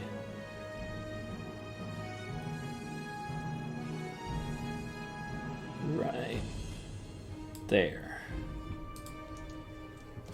perching itself on top of a tree, and it is going to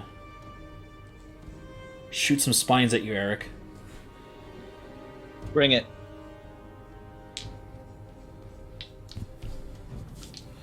First one is a 6. Nope. Second one is a 18. Yes. All right.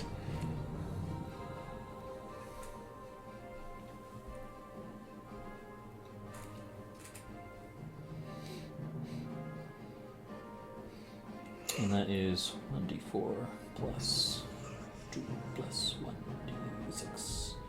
You take 7 points of piercing and fire damage, and I need you to make a concentration check. 7 points total. 7 points total. Okay.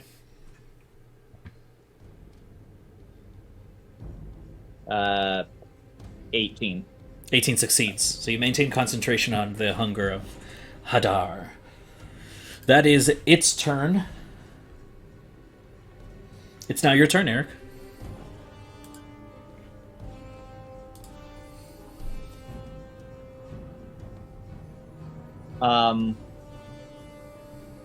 Okay.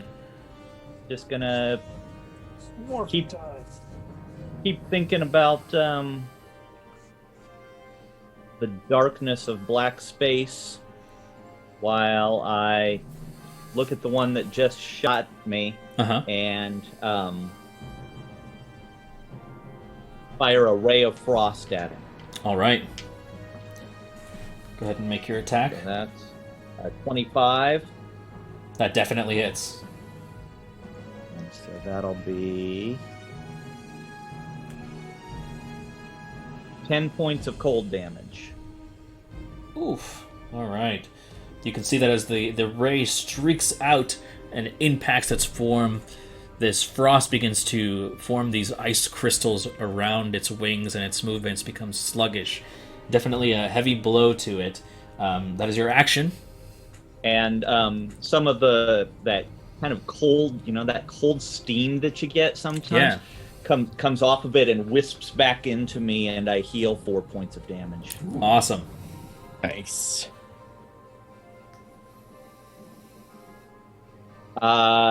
Wait, That is 4 my points of action. damage? Isn't it half? You dealt 10. I didn't. Yeah, I dealt 10. 5 points of damage. Weren't you a math teacher? Whatever. Listen, it was like trigonometry. Basic math is not as strong. That's fair. That's a fair point. All right. So you feel a little healthier. You're like, you got that last little siphon in. Eric pulls out his bendy straw. Yeah. Yeah, it's basically just a really long silly, like the silly straws, and you just like, and then. So good. And I think that's it for me. All right, I'm just not gonna kinda move hold anywhere. No, I'm pretty happy. Okay. All right, Kwansing, it's now your turn. Nothing happened. since you're held action, so it's come back to you. Jeez, those little B words. And so, seeing Eric attacking this thing, I'm gonna abandon my first plan, put myself right here, and smack his little buddy. All right. Go ahead and make your attack rolls. Or attack roll, if you want You to say take one. buddy or body? Buddy. Okay. Smack a little body. Yeah. Buddy! 27 to hit for the first one. Most definitely. Woo! And 14 points of damage. 14 points of damage to the spined devil. Does it as it is cleaved in half from this Ow. condensed wind. And I'll... You know it's going to be good when he can't even talk. Like, as soon as I send that buff to win, I turn around, take one step back. That is a total of 5 feet. It's just one really long step. And I turn to Dane and I say, duck for real this time, Dane. And another thing of wind at the hellhound next to him. With a 27 to hit again. I just rolled another 16. All right, yeah. So go ahead and roll damage. With 13 points of damage. 13 points of damage is enough to do it as it is extinguished with one final silent scream. It dissipates into nothing. I just puked in my mouth. Oh. Oh, God. I thought you were laughing. No, I was choking. I was dying. Okay. Don't worry, we would have ended the stream to drive out over there to save you. And then, so I just spent 25 feet of movement. Uh-huh. I'm going to start to move back towards that horse that was hurt. Because right now I can't do anything. So I lose 25 more feet. Oh, wait. There we go. And so there we go. Technically I'm in range with that horse right now because of its size, right? So I won't have to move again next turn? Okay, perfect. That's it. Yep, that's my turn.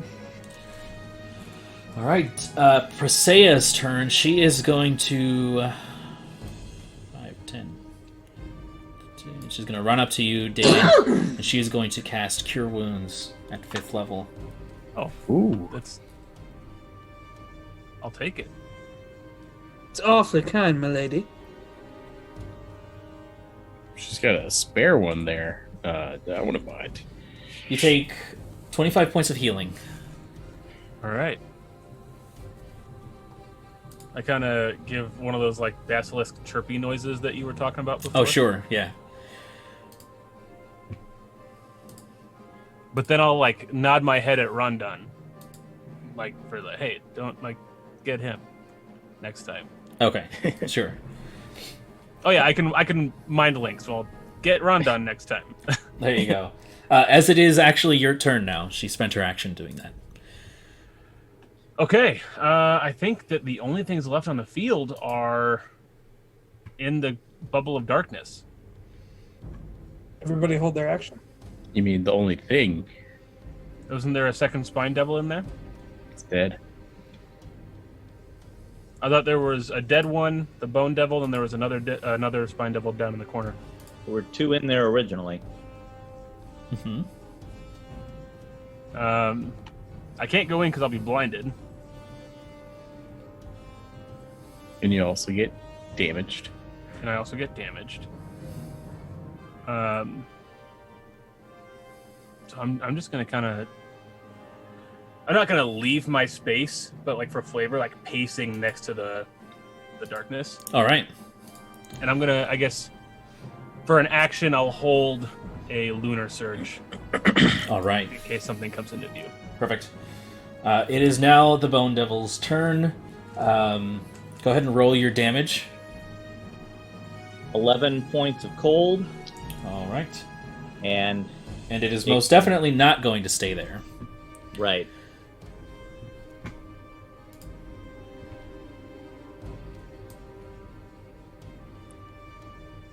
Hit first.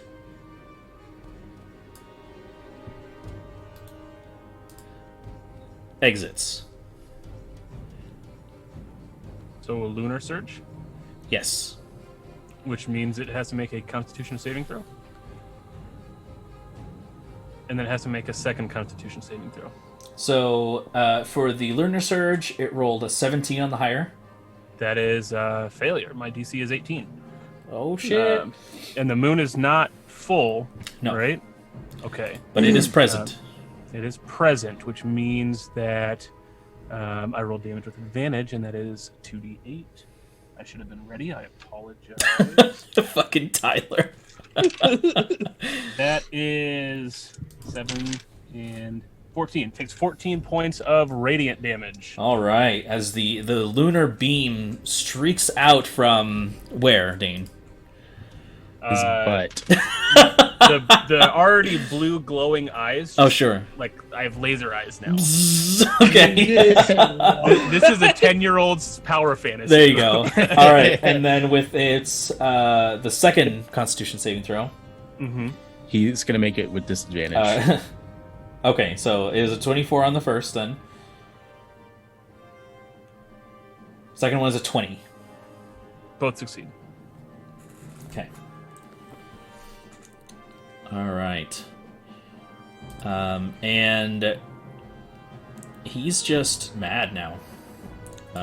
As he takes one step forward, he uses a bonus action. You can see him hold out his hand, and you can see that coalescing into his hand from the ether, a fiery glaive suddenly appears. And he is going to strike you with it, Dane. Oh god. Okay.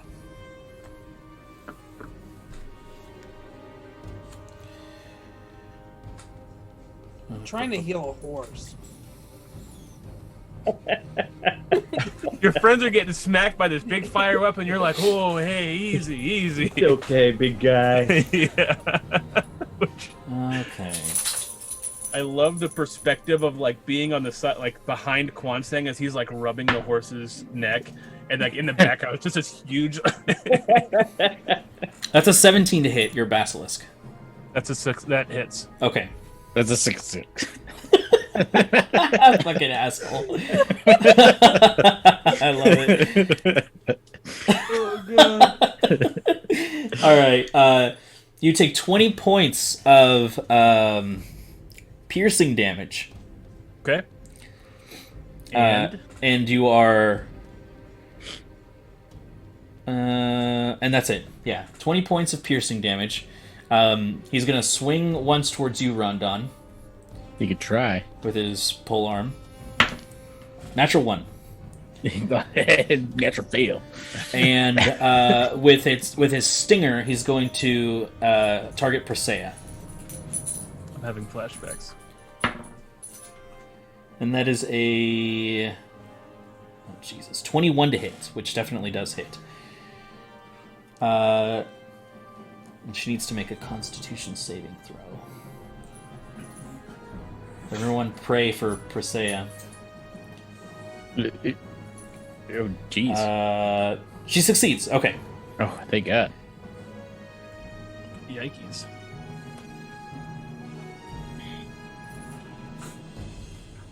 Oh, that just means she's not poisoned. That doesn't mean she doesn't take damage. So she takes...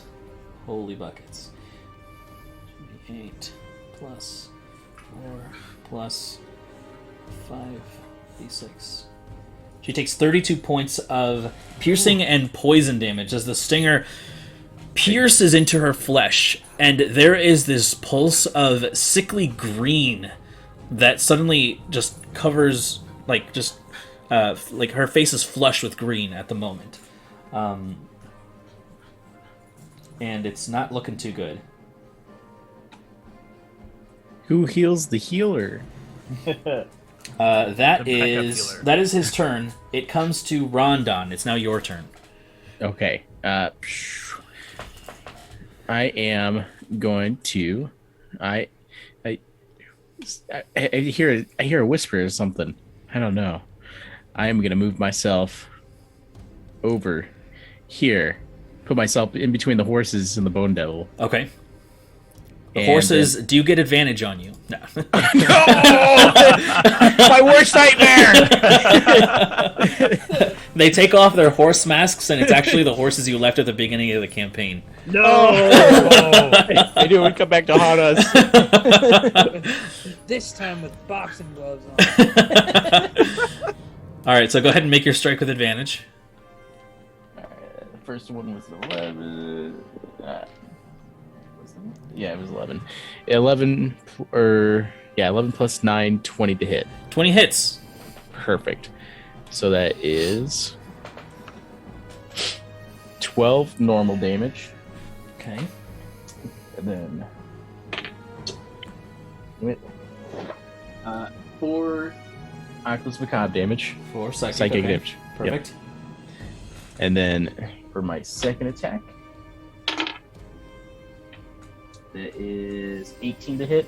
18 does not hit, unfortunately. So you swing your flail towards him, and from behind him, this very long tail with a red tip dripping this poison suddenly parries the Oculus Macabre and sends it flailing onto the ground as the spikes kind of kick up the dust around you. It's like, dust.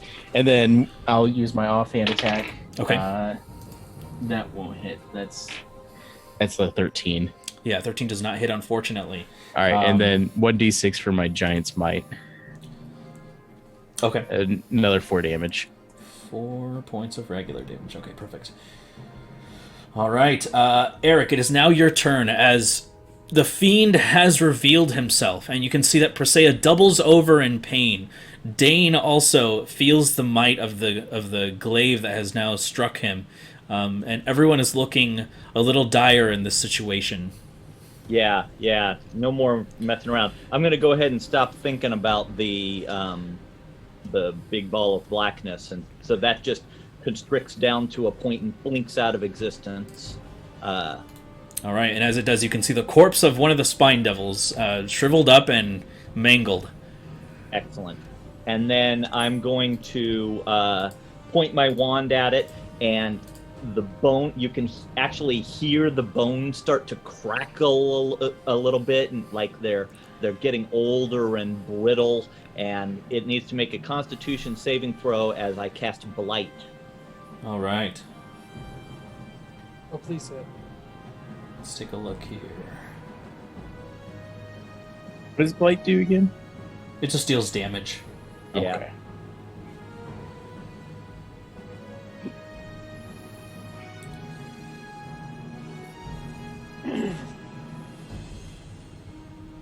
All right, that's a, let's see. That's a 22. Okay, so it's going to take half damage, Okay. which, What's half of 300? yeah, well, let's see. I rolled okay here. Let's see. I mean, we all know half of 300 is 600, right? Makes sense. Good point. 17 points of the necrotic damage. That's the halved already? That's after taking half. It was Okay. 34. Perfect. All right, yeah, so you see the bones beginning to rattle as its vitality is drained from it. It's looking a lot rougher than it did at the start of this battle. And it kind of swings its head over to look at you. All right, and I'm going to use a little bit of movement to kind of pull myself over away from the horses and things, and just yell out to Quan saying, "Hey, could use a little help. The horse will be okay." That's it. All right. Kwansing, it's now your turn. It sure is.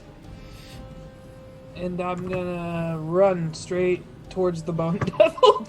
All right. So I pat the horse and I say, "It's okay, buddy," and then I turn and I start to sprint.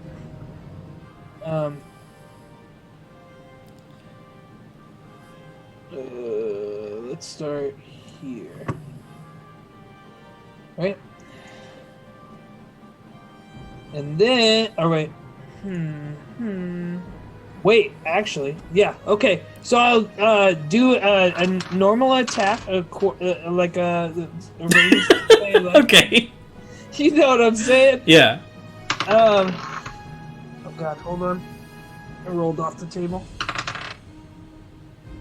26 to hit. 26 hits. Can I do I can do a stunning strike, right? Because of how Has my to be melee. has to be in melee. So is my melee not? Haven't we went over this before? Or am I not remembering it correctly? Because my melee is air lacing. Like, that makes sense. There has to be a physical contact between you and the creature for a stun. Okay, that's fine then. All right.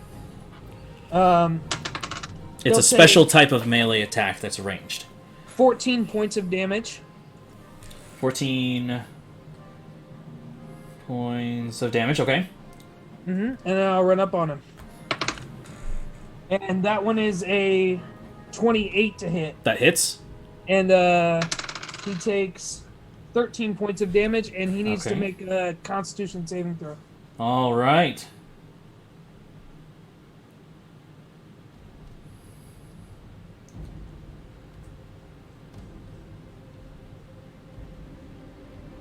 This is...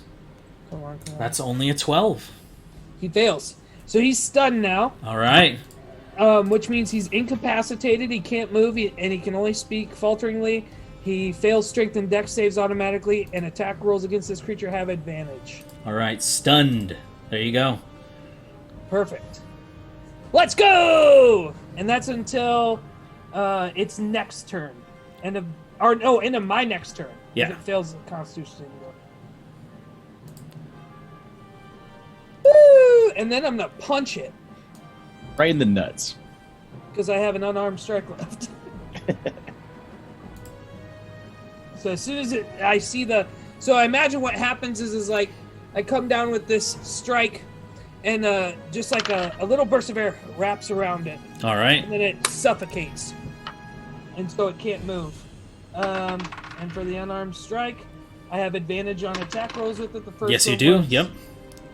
The first one was 18. The second one was 23. That hits. And then it takes 10 more points of damage. Okay. Anything else for you? That'll do it. Okay. That brings us to Presea. And she is not good in melee. But seeing as how the creature has now been stunned, she is going to kind of wrap around and come up right next to you, Rondon. And she's going to cast Cure Wounds at 5th level. All right. Just what we want to hear. At least me. I want to hear it. You heal for 21 points as the hands... she just touches your leg, and it just runs up your body and seals most of the wounds. Well, some of the wounds. That puts me in a good spot, per se. I appreciate that.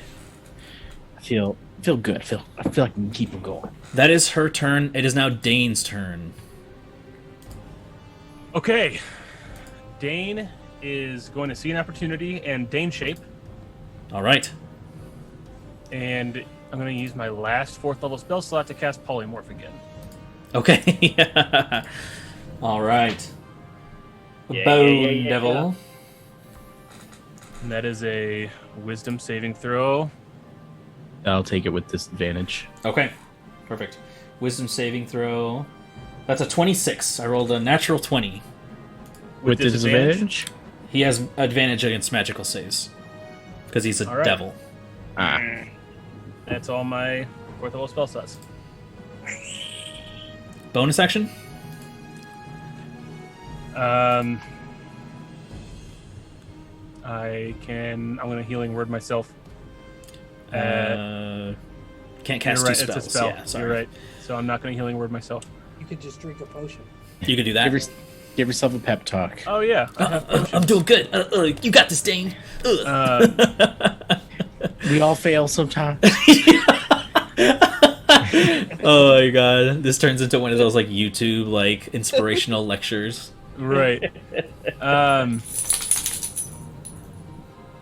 might not have any potions. Oh, I don't carry them. Gotcha. You So- moving anywhere? Yeah, I'm gonna back the heck away. All right. Give us pep talks from a distance. You got this, guys. Yeah, I'm gonna like run the other direction and then turn around and give you one of these. All right. So as your turn completes, it is the Bone Devil's turn, which he spends doing nothing. That is his turn. It is now Rondon. It is your turn now, feeling revitalized, and having this this horrific abomination, this devil in front of you, stunned.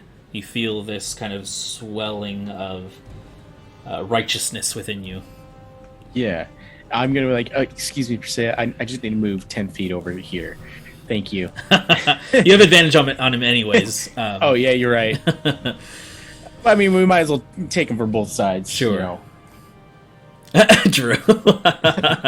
Excuse me? what did he say? So, 23 to hit. Most definitely hits. Yeah. Sorry, I just need to adjust my screen. Sound like the so I- Fonzie. The Fonz. Yeah. Hey. 10 normal damage. And then 10. 6 psychic damage.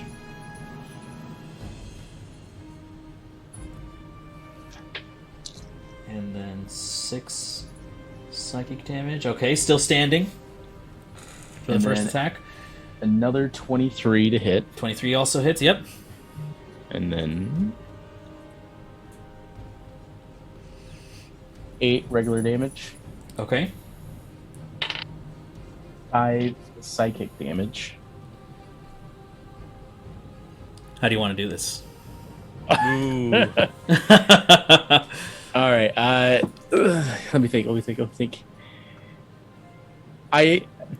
I'm seeing it stunned, and for once in my life, I'm seeing this thing relatively eye to eye.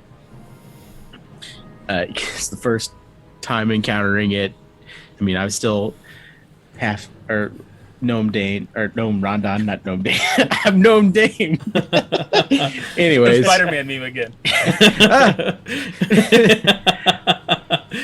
So I think as I'm coming down with the flail for the first hit, I swing it around, whip it right back up in the Bone Devil's face for that final crack as its jaw flies back, bringing All it right. down to the ground. Yeah, and so it's kind of like this this strange energy that overtakes you as you begin to swing the flail, just almost like Thor's hammer. It begins to gain more and more psychic energy, and as you bring it up, it just impales the bottom jaw of this bone devil, and you can hear this horrific crack as the bone splits, and you can see this fiery energy suddenly explode from the top of him as he is sent probably a good 10 feet off the ground. You can see that parts of his exterior begin to burn and crack and turn into cinder as he slowly falls to the ground in this moment. As soon as he impacts, there is this violent explosion of fire that suddenly detonates, sending this shockwave of energy all around, causing the trees to all kind of wave backwards. And as he hits the ground, there is nothing left of this horrible devil. And then I apologize to Quan Sing for knocking him right next to him. But sorry, Quan Sing. And with that, we'll take our break. Hey. Good work, Rondon. Yeah, woo! Sweating there. That was a good fight. All right, we shall return in 10-15 minutes, whatever. Quarter after. Dude, none of us died. That's all that matters. Yeah. Yeah. All right, we shall guys have a good return. Oh, I got shit. And hello and welcome back. We've returned from break, Guess who's back? and we peed. Huh? Dude, Speak for tell me- yourself. don't tell everyone. Got him. So, As the battlefield grows silent, the fiendish corpses around you quickly decay, and some normalcy returns to the wood as how you had found it. Oh, thank God. Normal. Somewhat.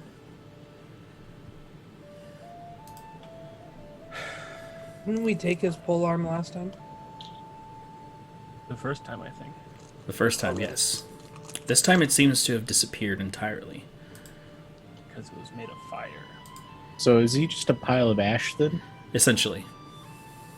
Can I do an investigation check on like just the ash to see if we can't find any loot on him that may have fell off? Yeah, go ahead. Ooh, what does a dirty 20 get me? A dirty 20? Just find a pile of ash. Yeah, unfortunately nothing, because Hell yeah. it is just a pile of ash, unfortunately. So I just look a little bit more dirtier than normal. And ugly, too. Yeah. him. Get fucked. No, I'm just kidding. Just like being an asshole about it. You dig around and all of a sudden you just see a middle finger pointing right at your face. So weird. The only piece of him left is just his hand stuck in that position. The other day when I was watching our rotating like screen card things for the MP4 video that you made, for the stream, Eric says the dark one, and when I saw it, I was like, I didn't know we all got nicknames. Oh my god. I was like, that's so dumb. I didn't get a cool nickname. Right. Oh, that's his You're the airy one. patron subclass. Yeah. The airy one. The one full of gas. The windy one. Windy boy with an eye. Yeah. Okay, anyways, so we're back. Yeah. I would really like it if that was the last time. And then I will use healing word at second level on that horse that got hit. Okay. Which is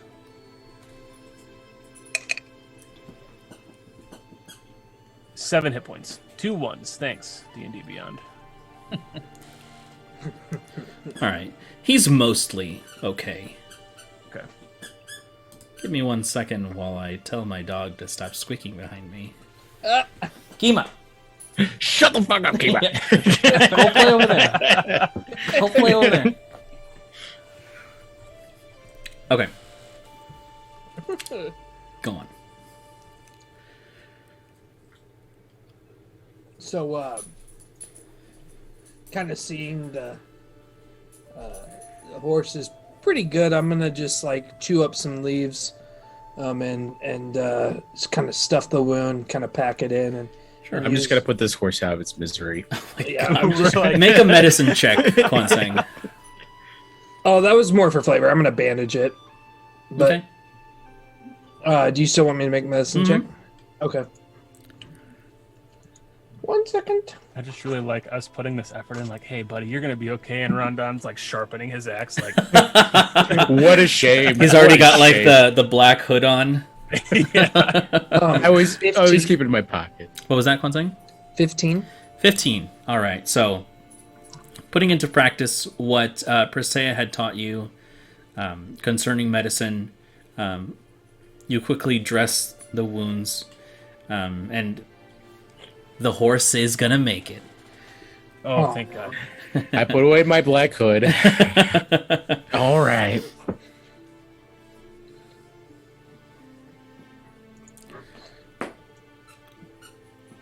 Presea walks up to you, Dane, and she says, "Hey, no hard feelings?" I turn away from her, and I look back and just kind of like, yeah, it's fine. All right. No problem. She uses her last cure wounds on you because I think that your normal Dane was also beat up pretty bad, right? Oh yeah, I'm at 19 out of 48. Yeah. So 25. Thank you. That's her that's her last cure wounds for the day. And we just woke up, so She still has her heal, but that's it. After that, right. We have quite a ways before we're ready for another long rest. Mm-hmm.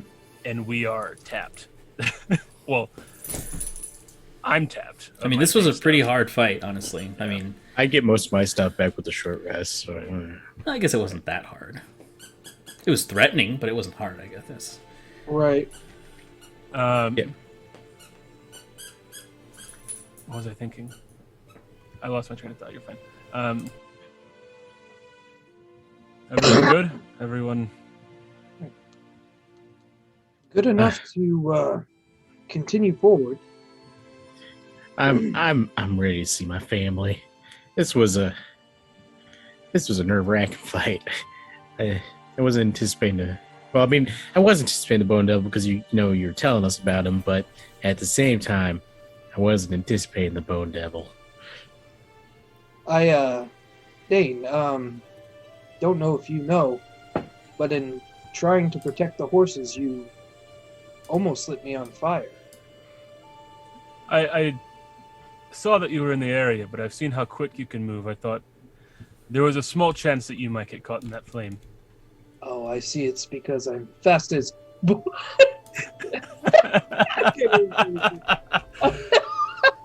It's because I'm confident in your abilities to avoid that damage.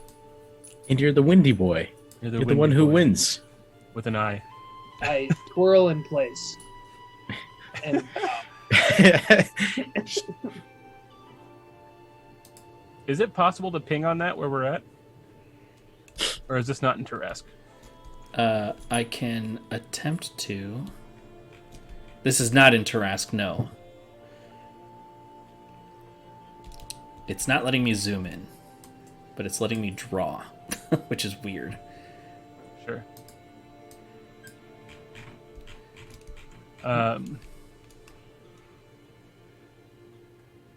Meta terms, does anyone need healing? Nothing a short rest can't take care of. Okay. Because I still have pretty much everything below 4th level. We'll save those in case we run into another Bone Devil along the way. Yeah. Heaven forbid. I am Bone Devil's twin. Yeah. Don't bevel. No! Wait. His name is actually just Bone Devil? What? But I thought Devil was your last name. So you're saying these are first names? Yeah, no, and our last name is definitely just Pertrude. Really? This is so interesting. Please go on. Tell me more. I wanted to keep this going, but I'm not going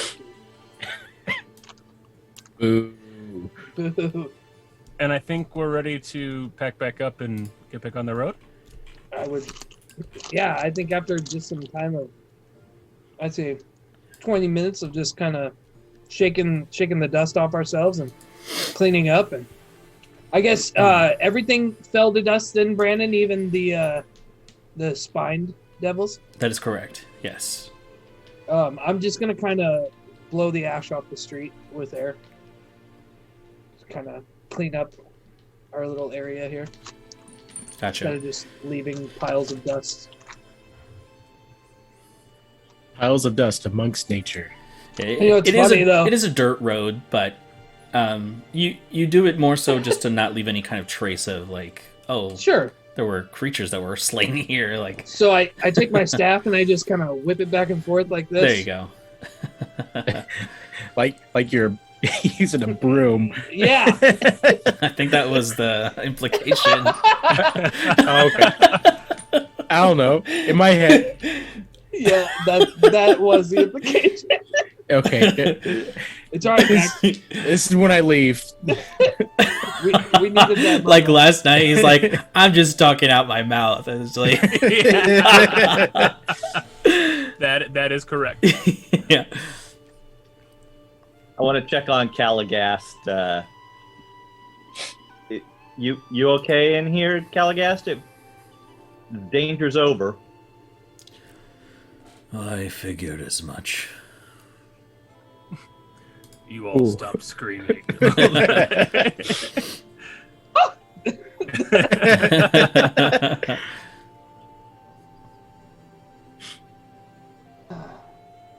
Maybe we should get back in the cart. Head to where we decided as a team we were going.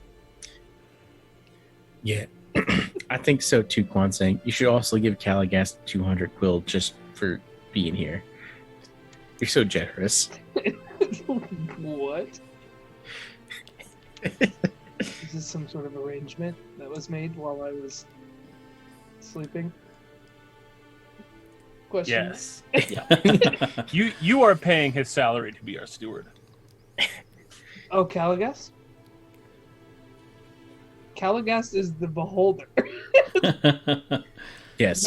Mac told me to pay Caligast 200 quill. Yeah, he's our steward. You're so generous, Kwansang. You're getting me for 150. So Oh, I'm a bargain. good deal. Also, I just want to chime in. Mac, are you eating cheese puffs with chopsticks? Yes. it Yes. is. Okay, Because I don't want cheese on my fingers. that's fair. That is the exact opposite of any 7-year-old I've ever met. Mac, you're the opposite of a 7-year-old. It looks fun. Dang, I sure hope I'm the opposite of a 7-year-old. It just reminds me at that wedding reception yesterday, they had like fruit skewers, but I used my skewer to poke popcorn out of a little bucket, and I just like poked it and ate it all night, Great. like a 7-year-old.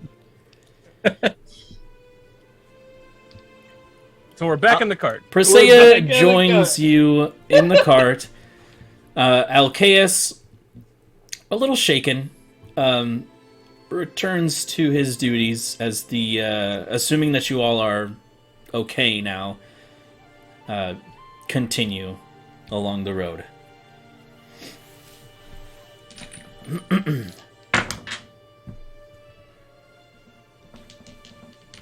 I'm gonna keep watch. Okay, go ahead and make a perception check for me. Okay. I don't have wild shape right now, so I can't do anything for eyes, but... Ooh, that is a 28. 19 plus 9. All right. Yeah. You progress along your journey for the next several hours, unperturbed, until eventually you begin to arrive within a very familiar region, Rondon. And I just kind of give the air a good... We're close. We're getting close, guys. We're getting close. I can smell... I can almost smell the lake on the air, on the breeze. Go ahead and make a It smells perception like- check for me. It smells like timber. With advantage? No. Okay. I just, because there's, my home neighborhood, and then 14. 14, okay. You take a really big whiff, and you expect to smell the familiar smells of home, and instead you are met with a very putrid, vile smell. Ooh. So I just go, what? What's going on in the air? This isn't the same. It's the same as I left it. Oh, As you begin to approach what would normally be described as a bustling, quaint little village with happy gnomes, lumberjacks going to and fro, happily performing their duties, you are instead met with what is essentially a very depressing sight. And you can hear what sounds like the coughing and labored breathing, as you soon come to find out that the air here doesn't seem quite as pure as it once was. God, what's happened? We gotta go find my dad. He's He's got to know something's going on around here. And then just kind of, I guess, how close would you say we are getting to Lake? You're on the outskirts of the village. It'll be a couple of minutes before you actually get in. Not too long though. All right, I'm just like, all right, as we break this clearing, we got to take a hard left. We got to start heading a little bit more north. That's where Poppy is. Yes, Tyler. Once we're like getting close, I want to hop off the cart. And keeping watch, I figure out like sitting up by Alcaeus. Mm-hmm. I'm just going to kind of jump down while the cart's still moving, and I'm going to start looking at the nearby trees to see how bad the blight is here compared to where we were. Okay. Go ahead and just make a... I'll say you can choose between nature, perception, or investigation. You'll get different information from each of those. Okay. Yeah, I'm going to take a perception check. Okay. 13. 13. Very obviously, the ground around you is much more infected, and the blight is much more advanced in this area. As you can see that as you kneel down towards the grass, it is withered, and in some places thorns have begun to sprout. This kind of bramble has begun to infest this area, and the ground seems, while normally normal ground would seem, like packed dirt or, like fertile soil, it appears as though it is nearly sludgy, like mud.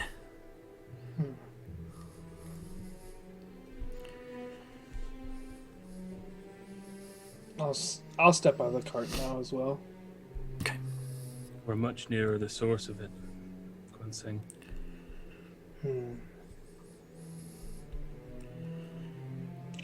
Can I take a look at it, and I guess would this be investigation or nature then, to like see if I've ever seen anything like this, or like if I can spot a source or anything like that? To spot a source or recall information about it, That's history probably, right? it depends on what exactly you're trying to glean. Give me one thing that you're trying to understand.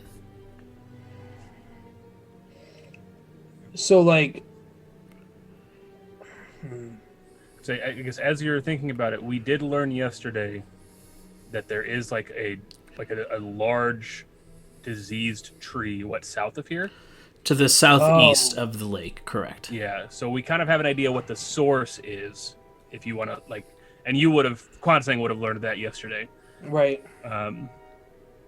But if you want to look for something different, just so you know that you're not. Yeah, I guess I just want to take a deeper look and see like how is this affecting the nature in the area, I guess, and the things around it. Sure. So trying to I'll say understand investigation check. Okay. Oh, that's really good. 24. 24. You begin to inspect the area, piecing things together.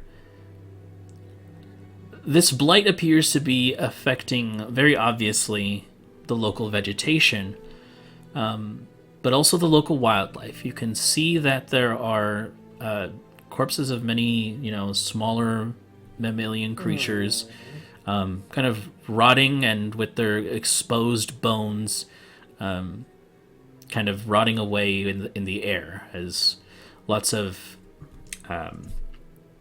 like carrion insects begin to gather around their bodies. Sure. And the insects don't seem to be affected by this. Not particularly, no. No, there is always, no matter what the circumstance, there will always be some benefit somewhere to death and decay. Sure.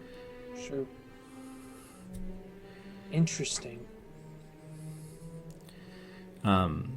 You can also see as the cart is becoming nearer and nearer to the actual lake itself, you can see that out towards this, what would Rondon you would normally know as this beautiful, clear, crystalline lake, is now a black, tarry sludge that burbles and bubbles, creating these noxious gases that seem to be permeating the air around the lake. And at like first sight, just already there's tears rolling down Rondon's face. She's like, oh God. It's been so long. I feel like I'm letting down my people. I wasn't here to help. I was here to protect. Dear God. Just let it just the wells open up. Don't The worry, cart- Rondon. Go ahead. Sorry. I was just gonna pat Rondon on the back and don't worry, Rondon. We'll figure this out. We have to. If we don't, I can't leave the lake like this. Can't No. let my people like this. No, we won't leave them like this. And it's not something you could have protected them from. It wasn't an attack. It's that blight. I should have done something. We're gonna do something now, Rondon. We're not leaving here until. Sounds selfish, or rather, I'm not leaving here until it's done. I'm not going to force you to stay, but My mind's already made up, my friend. You lot are my bestest friends I could have asked for. And this is like one of the more first, like, openly times where you actually see like Rondon not as chipper Aw.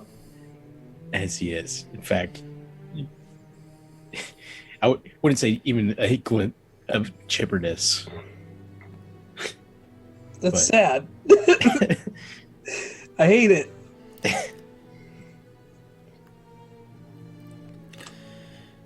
Eventually, you all return to the cart, which, during the time of investigation and seeing the goings-on, did slow down and let you kind of look around. And as you board once more, kind of having to clean your feet before you step once more into the regal interior of your newly purchased castle. Your mobile Shoes hotel off, room. Shoes off. We just put the carpet in. The cart once more begins to move as it rattles and shakes throughout the village. And you can see that were it not for the current circumstances making everything kind of dingy and gray and noxious, as you guys are now breathing in this putrid smell, you can tell that this would once be a beautiful village with the houses all masterfully created from all different types of trees. Alcaeus turns to ask you, Rondon, where exactly he's going, as he doesn't know this village. And with some quick directions, he is set on the right path, and eventually you come upon this much larger house than you would expect within a gnome village. It is actually quite large, like 3 times larger than what you would expect a gnome house to be. Beautifully created from this very like reddish brown kind of wood, and it's so beautifully made that you can't even see different pieces of wood. It's so smooth and integrated. It all looks like it's part of a single like piece, as if it were carved from the trunk of a tree so enormous that it's hard to even imagine. You leap off the cart, Rondon, as you head to the doors. Mm-hmm. The doors are probably 3 or 4 times larger than you are. However, there is a gnomish-sized door which you would frequently go in and out of. Mm-hmm. So I feel like as as we were pulling up, like I do just kind of like leap off and like that just subtle excitement of like I'm running home, but I kind of just like stop at the door, just also a little disheartened because I'm walking into bad news already. I mean, looking at the Lake of Timbers. Mhm. So I do take that like moment pause, just kind of again just admire the door that I more than likely helped chop down the tree for. And I open, like, I open the door like, Mama, Pappy, I anyone assume here? I assume the rest of you follow suit. Yeah. Okay. And so as you open the door and your friends are led inside as well, the rest of you actually use the larger door. Well, save for Eric. And you step inside, and this seems like it would be even too large for a humanoid, like a human size. And as you step inside, the interior seems relatively clean. You can see that it kind of leads off into a hallway that turns into like a living area and into a kitchen. And you can see that there are like wooden steps that lead up to countertops and all kinds of things. But what you didn't see coming is what rounds the corner. And Rondon, you know this to be your father. And it is a very welcome sight. Your heart kind of melts and kind of... You can feel that comfort in seeing your father as you rush toward this 9-foot minotaur with brown and black fur. This what? Pappy, I just like drop everything and just kind of like What? our waterworks coming down the face, running Sorry. full speed. What's my this dad. now? Oh, Rondon, I'm so happy to see you once again.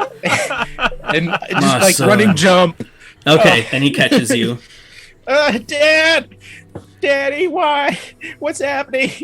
What's Oh my god. This is the most awkward turn. Okay. Is Mom okay? Your mother's fine. Gale, come in here. Your son's in here. And you can see this this 9.5-foot tall Goliath woman step out from the living area. And it is just tears and hugs and kisses, Rondon, as both of them kind of sandwich you in between this wonderful, comforting grasp of love. Oh, Mom. I'm so glad to see you again. Quanting turns to Dane and Eric and just kind of looks like, is he serious? Eric literally turns into the shrug emoji. Real quick, given our long history of friendship, would I have met your parents before? Nope. No? Mm-mm. All right. I mean, I always talk about them. I never described them because they're always Mom and Pappy. Right. You know? This is not the biggest plot twist I've ever been a part of. That really explains the thing he does. Where he gets bigger. And I just turned back to Dane. What are you saying? What? Nothing. Okay. And just still crying through this whole thing. And I'm just like, oh, okay, you guys put me down. Oh, hold on.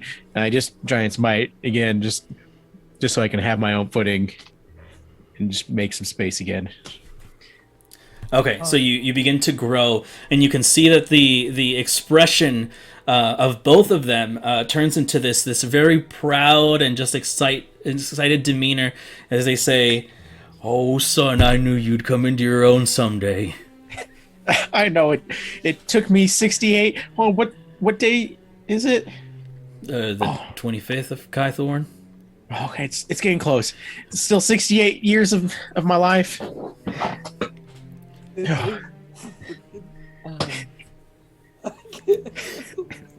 Check your messenger real quick, Mac. Okay, is Facebook? Yeah.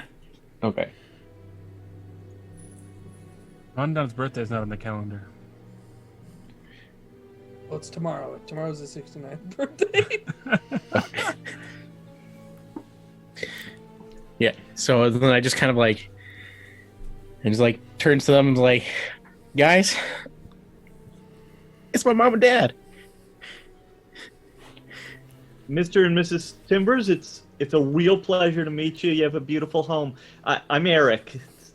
You can see them step towards you and just these like lumbering, towering people step towards you, and you can see this enormous, meaty hand reach down towards yours, and it's like a baby hand, like compared to like a regular, like person hand. Yeah, exactly. Like, and Donron Timbers, as he introduces himself. Oh Lord!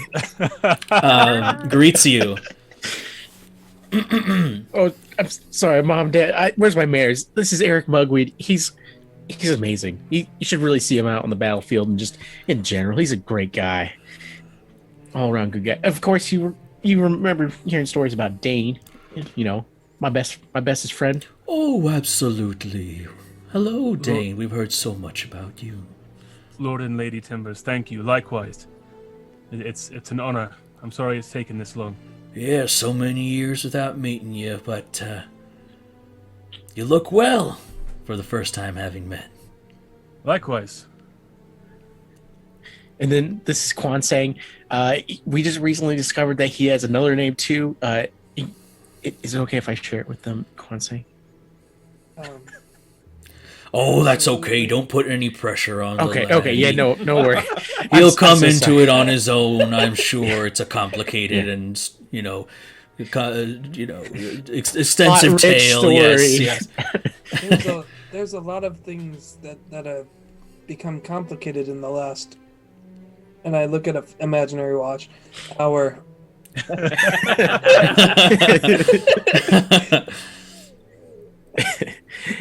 Anyways, we typically have one more person, but she's on a scouting quest for us. We started this whole Order of Starlight thing. We can talk over some food. I'm dying. Like a club. Yeah, well, kind of, I guess, but I mean, it's a little bit more a club. It's a little bit more important than that, but yeah, let's just say club for right now. Please, let's just make some food and let's talk over dinner. It's dinner time, right? I'm starving. I don't know what time it is anymore. Yes, absolutely. I'll just whip up something nice. Make sure it's nice and meaty. We've just Quan saying you eat meat, right? Yeah, he eats meat, right? Yeah, just maybe one of your nice shepherd's pie. That sounds good. Wait, Kwansang, do you eat meat?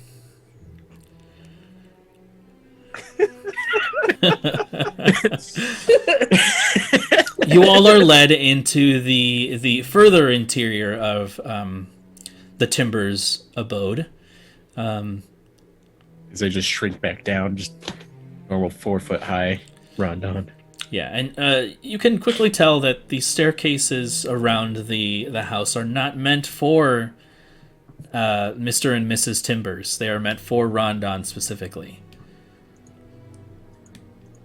I mean, I knew I was always a little bit short. As I'm talking to the guys as we're walking towards like the dinner tables, like I always knew I was a little shorter than my parents. I mean, I imagine I would get there someday, but I guess we all took our different paths. Rondon, can you explain to me, are your parents naturally this big? I mean, I thought tall genetics were just running in our family. I mean, You're right, yeah, obviously. I mean, I was expecting to hit my growth spurt. Maybe, again, different paths. I hit my growth spurt every battle, every short rest. I hit it at least 3 times per short rest. Where I actually get to be as tall as my parents, which is nice. I am just dying with curiosity. Just logistically, how does that? Because you're not. What are you talking about, Dane? Yeah, Dane. They're just like any other parents. I mean, when 2 people love each other. No, not that. Just genetically. I don't see where the issue is. You're right. There, I'm sorry. You're right. He's a gnome in the streets and a centaur in the sheets, if that's what you're asking, Dane. wouldn't know him in the centaur. I mean, I guess. Well, never mind. I'm not even gonna go there. I'll save the pillow talk for the pillow. We're not going to be doing any pillow talking rundown. I hope not, Dane. We can't make this canon. Right. Well, maybe I'll go see if they need help in the kitchen.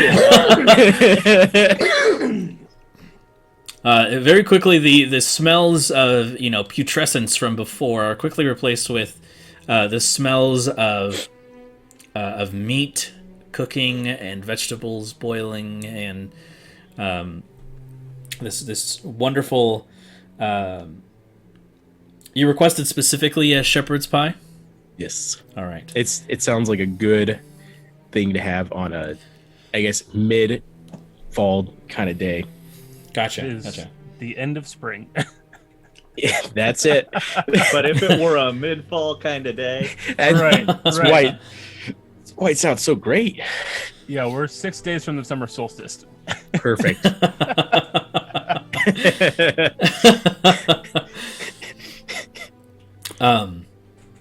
And so over the course of it's about an hour or so, with both of them working in tandem and having several already cooked meats prepared and whatnot, a shepherd's pie is put together, and you are all sat at the table, which all of you pretty much need booster seats for, even the humans, and Eric and Rondon. There are actually small folk seating arrangements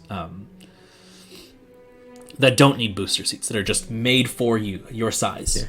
I'm just okay, like, are we at the kids' table? Is that what you're telling me? No, you are at the table in custom made chairs High chairs.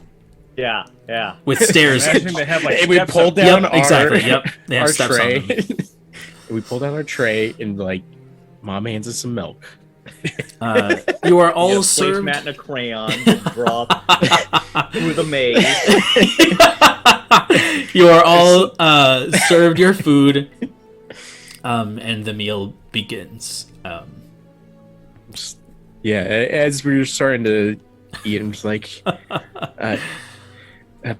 just kind of like enjoying my first few bites, and just kind of again coming to the realization of the gravity of the situation of the timbers, and just like, Pappy,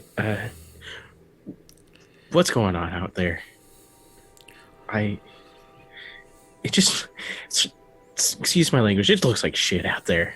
It doesn't look like the Lake of Timbers. Oh, you're not wrong, Rondon. You're not wrong at all.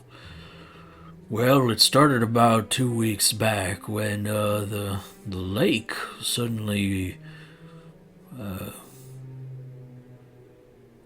turned into what you see now, and no one knows for sure what's been going on, but we think it might have something to do with, well, you never knew this before, but there's actually a reason why the lake is so clear.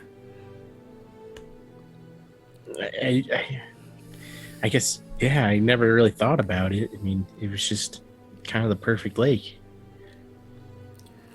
Well, you see, our family was entrusted with an artifact of some kind long ago, and it was known as the Sunk-in Sinkstone. I guess that makes sense. Sunken sank, I guess. Yeah. Now, this relic is the reason why our people have thrived for so long. It has kept the waters clean, and it has also warded away evil from the area. Okay. Now, we suspect that someone or something might have stolen it, but we're simple folk. We have no real way to track this down, and so we've had to deal with it for now.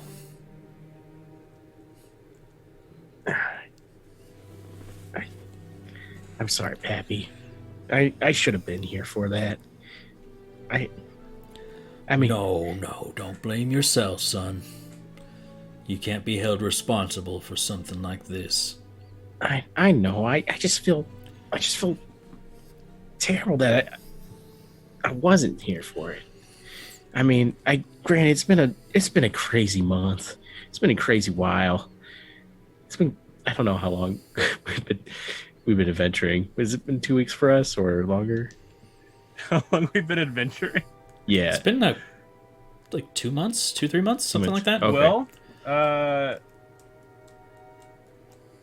the darkness happened at the end of the second month. We are currently in the end of the fourth, so it's been like 2-3 months, 2.5 to 3. It's been a crazy 2-3 months there, Pappy. I mean, we just got done facing a longtime enemy who, oh God, took Dane's fiance away. Well, petrified. Well, that's another story itself, and just kind of explaining all these details of our adventures. Like it just kind of really just like going over it, the mental, like kind of stories of, how we were sewer diving and Dane turned into a dolphin in the sewers, and then Okay. we faced rocklings and rocks, or snuck around rocks. What else? Just like all the. I don't know if they were ogres or trolls. They were Well, ogres. Can't forget about the ogres. And then Eric yelling, "Retreat!"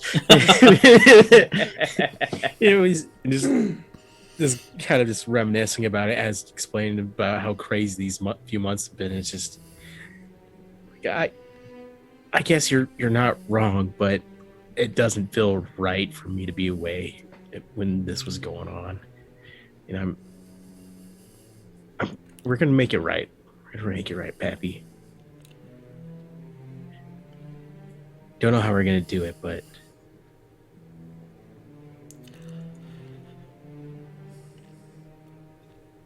Now, son, I'm so very proud of what you've become, but don't feel as though you need to stick your neck out for something that what seems like is well beyond your scope of influence now.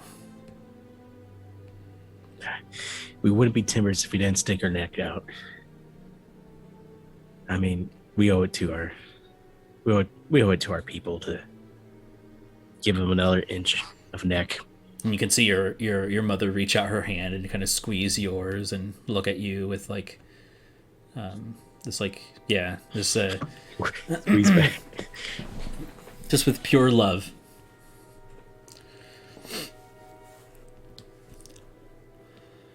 Well, do you have any leads? Not yet, but I think we need to check out what we're dealing with. Take a look around the Lake of Timber, see what we can see. And where was this sunken stone originally located there, Pappy? Right in the middle of the lake. All right. Turn to the rest, guys. You want to go for a swim, I guess? It seems like the right thing to do. Sure. And then, like, double thinking, like, well, it's sludge, right? Can't really swim in sludge, can we? I've swum in worse. That's true. I can have a look if you'd like me to. You swam in human shit. Yep. As a dolphin too. Had to straight up breathe it. Well, Kind of. kind of. I think All right. dolphin would be my best bet here again too. The meal, after the course of, an hour or so of consuming, is finished. And Gale begins to pick up the dishes and round them into the kitchen and take up, all of the eating utensils. And Thank you, Mom. I should help you out with this. no, But- go help your friends. Okay. You're the best. You know it. She goes into the kitchen to kind of wash them with whatever water reserves she has in there. You all dismount your seats, and Donron says, "In the meantime, if you'd like anywhere to stay, and you're welcome in our house. Any friend of Rondon's is welcome in our house, which pretty much includes everyone." Yeah, we're just that kind of family. I mean, anyone in need of food and shelter, we got the space. And you hear from the kitchen, "Just wait until the neighbor hears that my son fought a bone devil." Oh, I mean, we all fought him. It wasn't just me, Mom. So young and already with a nemesis.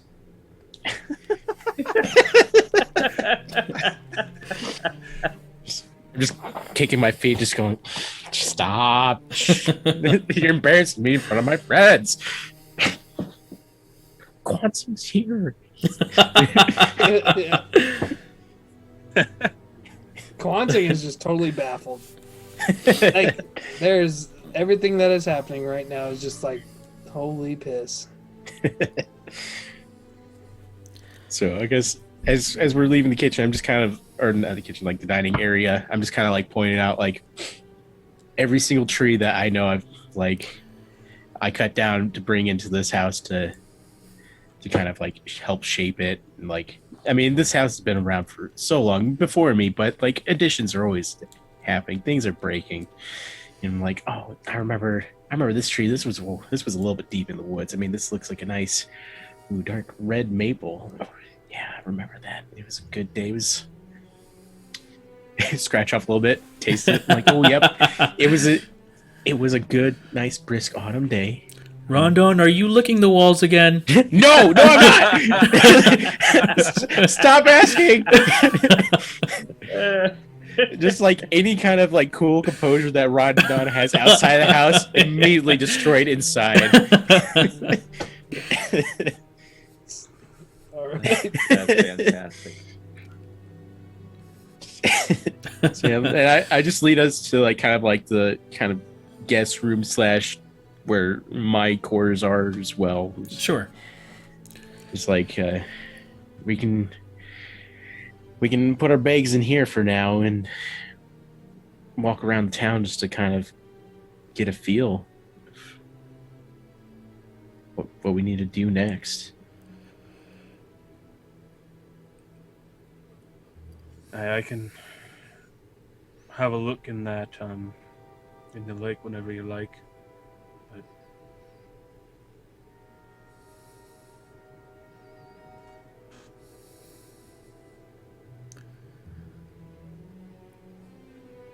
sorry. Yeah.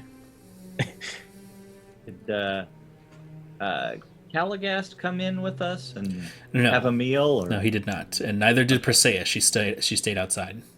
Okay. Okay, rude, but whatever. I'm trying to bring her girl home to see my parents, and I messed up.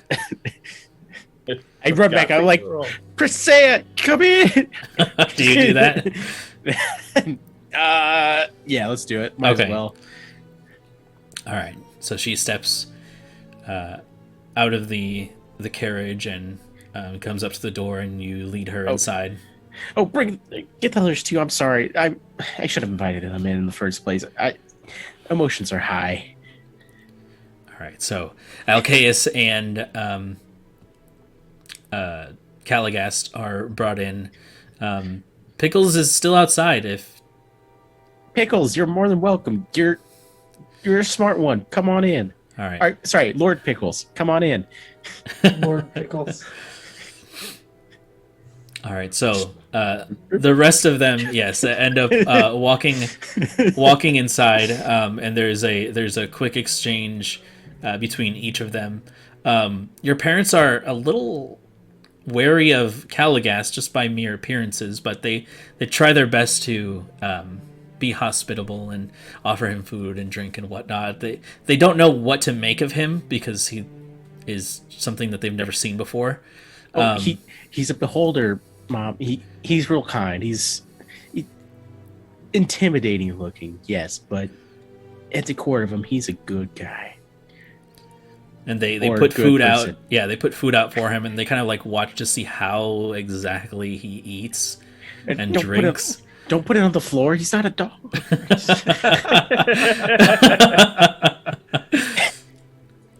You're embarrassing me in front of my friends. Alcaeus, they recognize his kind, and very quickly he is also fed, and they make just quick conversation with him, and find out that he's from Onor, and that he was assigned to you all as part of your lordship to escort you to your new land. And with Pickles, they see him as just a simple mule until he speaks. And they're like, "Oh, like what a beautiful mule." And Pickles says, "Why, thank you, ma'am." And he like, Oh, and they're caught off guard a little bit, and they're just fascinated with this talking mule as they they threaten to bring the neighbors to come see this. Just kind of like, No, don't get them involved. We have company. okay. And then finally Presea kind of steps inside, and they are just fascinated with her. They ask her all kinds of questions that she can't quite directly answer. And they appear to be looking at her and then looking back at you, and very coyly you can see what they're doing. She's like, no, you're embarrassing me. Stop. Too many cool people in the room, Mom. But eventually, after introductions are had and people are fed, you are led to the guest quarters, and the wing of the house where Rondon's room would be, if you let anyone in your room, Rondon. Well, of course. I mean, I'm a very hospital person. I'm a hospital. we coming to the ER. Yeah. Yeah, what does Rondon's room look like? Oh, Lord, I haven't even thought about this. That's a good question. I would say pretty simple, truth be told, even though like the house is a little bougie. His bed is definitely bigger than what it should be for a gnome, given for the fact that because his parents. I mean, I would say a 4-poster minus the drapes that go along with it, because I mean, being in the woodworkers field, you like to kind of just create wood or create things with the wood. So it's like these are like really nice like dark woods that he just kind of like meticulously carved little designs and patterns in it, because why not? It's,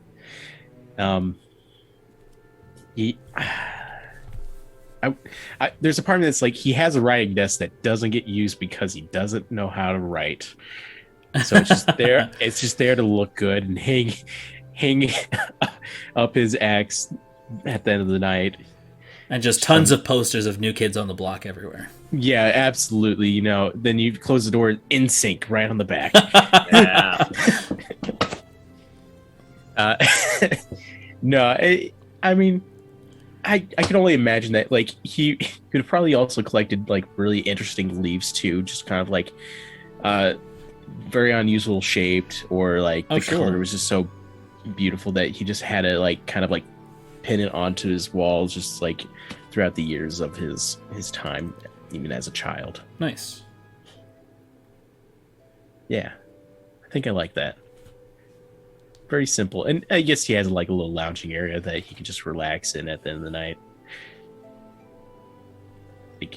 like a kind of like whenever he has company, he can just like, oh yeah, have a seat over here, and we can just like hang out and chill.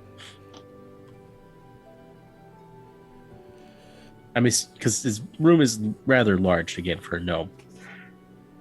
His size. I just based on what I'm hearing, everything is rather large for a gnome. No, just a gnome his size. I'm so lost. It's okay. All right, so we're here too. basic provisions, lodging, and place for rest and whatnot are available to you.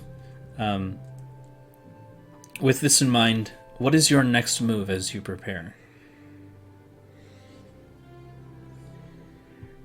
I say we should. How long did it take us to get here? Let's see. You would have trekked across about 20 miles or so. Okay. And I guess how long would you say it would take for us just, if we were just like walk from one side of the lake to the other? I mean, it's pretty large. I'd say it's about 10 miles. Okay. Just want to double check on that. So yeah, I'd say let's check out that center of the lake, see what we can see if either Eric and Borby wanted to fly up or Dane if you wanted to fly up or something. Just to see what we can see from the sky. Aye. Absolutely. Is there like an island in the center of the lake, or it was like down in the lake? Down in the lake, yes. I guess my thought process is see what we can see before we have to go in. Just to double check. All right, so are you leaving the home then? Yep. I'm just like, all right, Pappy, Mama, keep our guest company. We're us lot are just gonna go take a look around, see what we can't find. And please, for the love of God, don't show any of my baby pictures to anyone, or I might actually die. I'll keep your mother in check, don't worry. Oh, thank you, Pappy. And I just kind of give him a quick little hug. And son, just please do be careful. Oh, we're timbers. Careful isn't in our nature. Yeah, you got that right. Give him an inch, Pop. All right, and so after that exchange, you leave the home, this warm and comfortable place. I will ask, is this something that we'd like to push a little further tonight, or? I'm fine to go, personally. Yeah. Yeah. All right, 2 out of 4.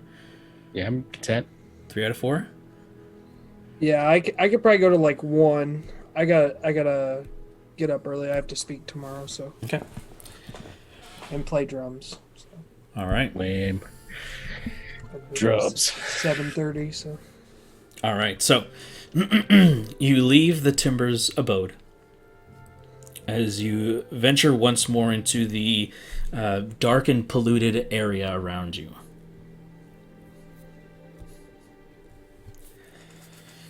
Like I said before, there is some sense of almost like a smog, almost like a putrescence in the air that burbles from deep within the lake itself.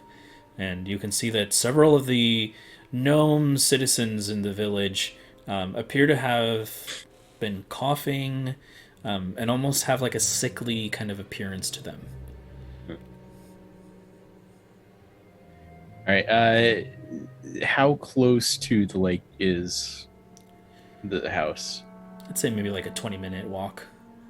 Okay, so I guess we're. Hello?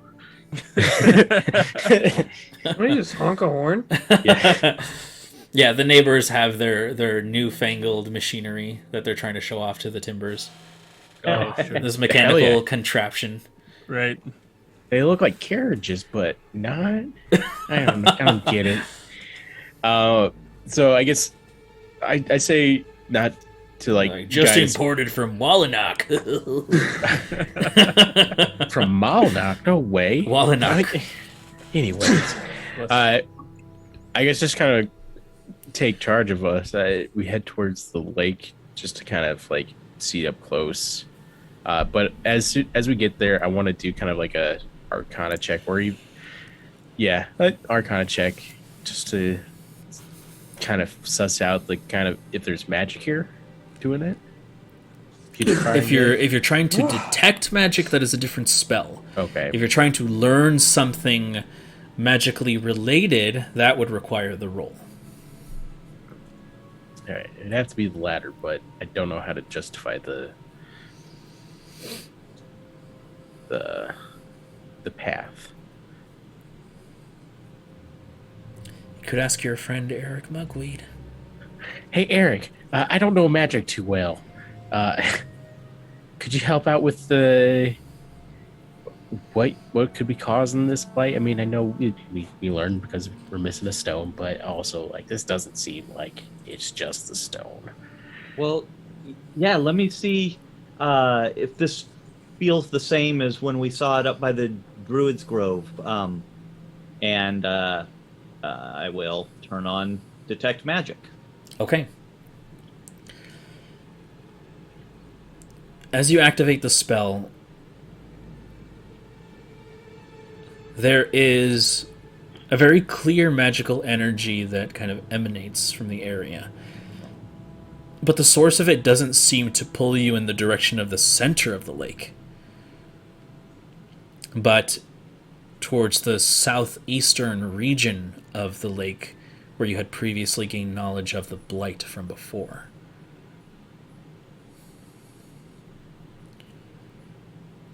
So I kind of picture us all sort of standing looking towards the center of the lake because that's where we're expecting. And my arm just kind of points off to the southeast. It's not over here, it's over there. Yeah.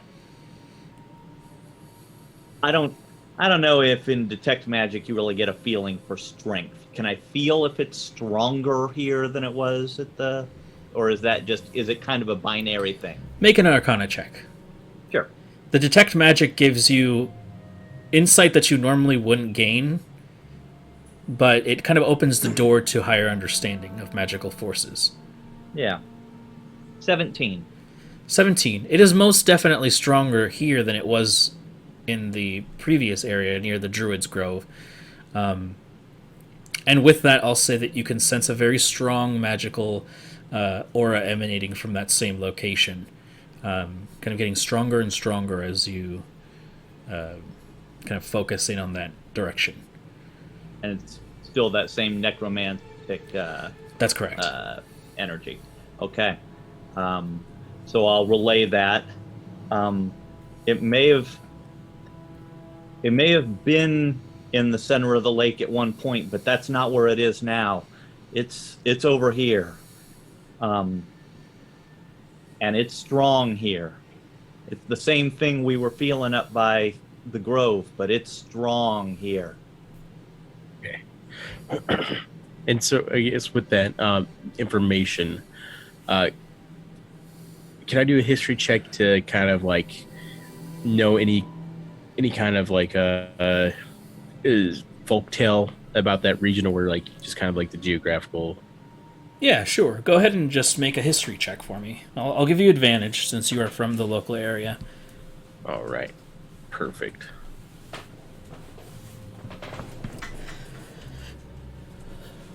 At 12. 12. The details are a little hazy. They're a little lost on you.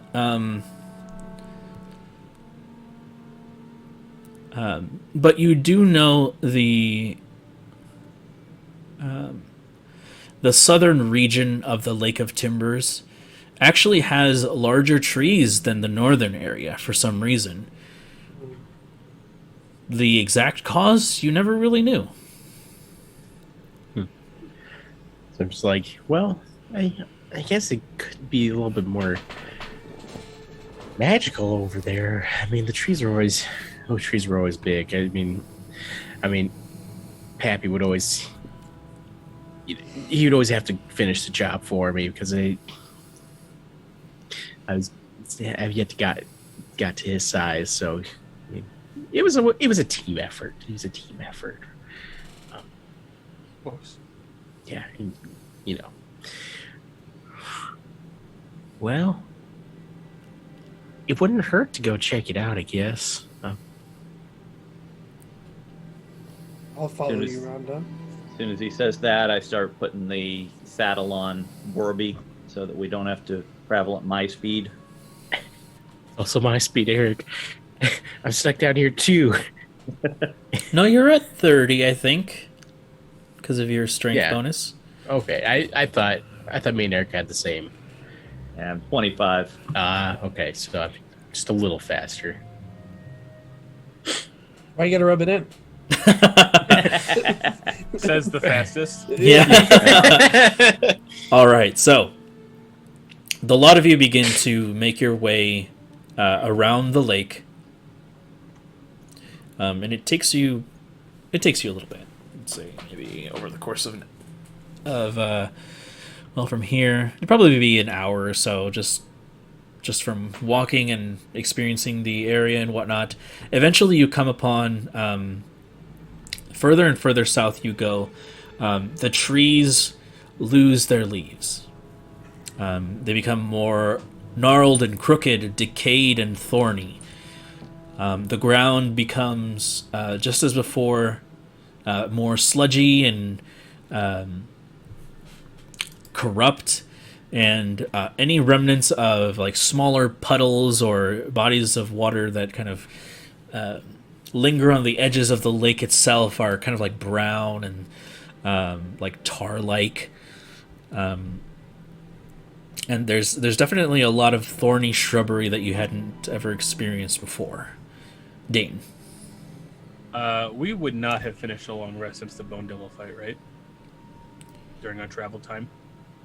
Let's see. I don't think there was a specific. No, I don't think so. time. Unless you guys wanted to pass the day inside the Timber's abode. That is an option. Do you allow that as like a retcon? Yeah, sure, why not? It's especially if we arrived about when the moon was about to set. Mm-hmm. Okay, That would be. that Sure. makes sense. Thank you for that, Brandon. Yeah. You reached a rest point, so it Okay. makes sense. Okay. Then I need to change my spells quick. You're probably good to keep going though, Brandon, right? Yeah. Tyler? So then- just thing. The leaves are gone. Things are much more thorny. But comparing this to my vision of Finnan, similar. Strangely, yes. Okay, I'm gonna relay that to the group. This looks like the same area where I saw Finnan, or at least someplace like this. Oh, great. Looks like we'll have to face your enemy. Maybe. In terms of similar themed landscapes, yes, but it is not the exact same. Sure. In your vision that you had when you scryed on him, the entire landscape was desolate, and it was like a what would it be called? Almost like a dried up landscape without any trees. You could see mountains and spires and thorns, but it's only similar, not exact. Gotcha. Yep.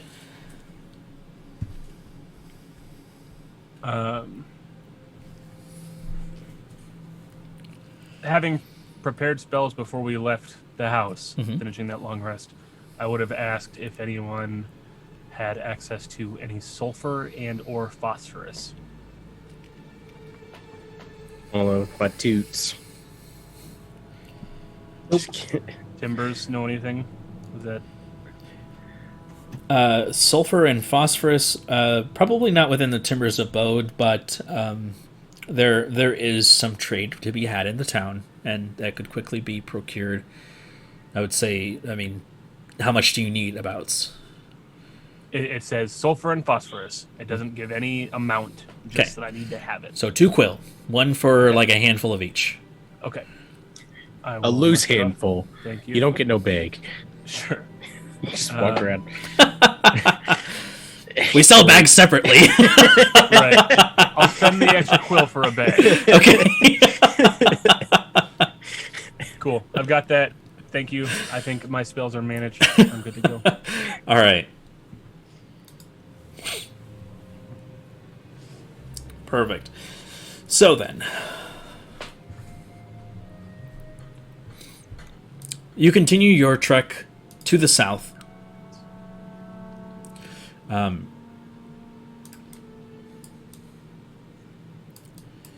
Eventually, actually, for this, I'll have the marching order. I'll be up front. I Okay. guess makes more sense. I'm actually gonna kind of fly a little bit above or in front of Rondon with detect magic. Sort of, I'm just gonna be kind of constantly renewing it. Chaining it. So yeah, All right, so perfect. that I can use it as a compass. Okay. I'll go second. Perfect. I'll go last. All right, so Persea will be in the middle then. She is definitely going with you guys.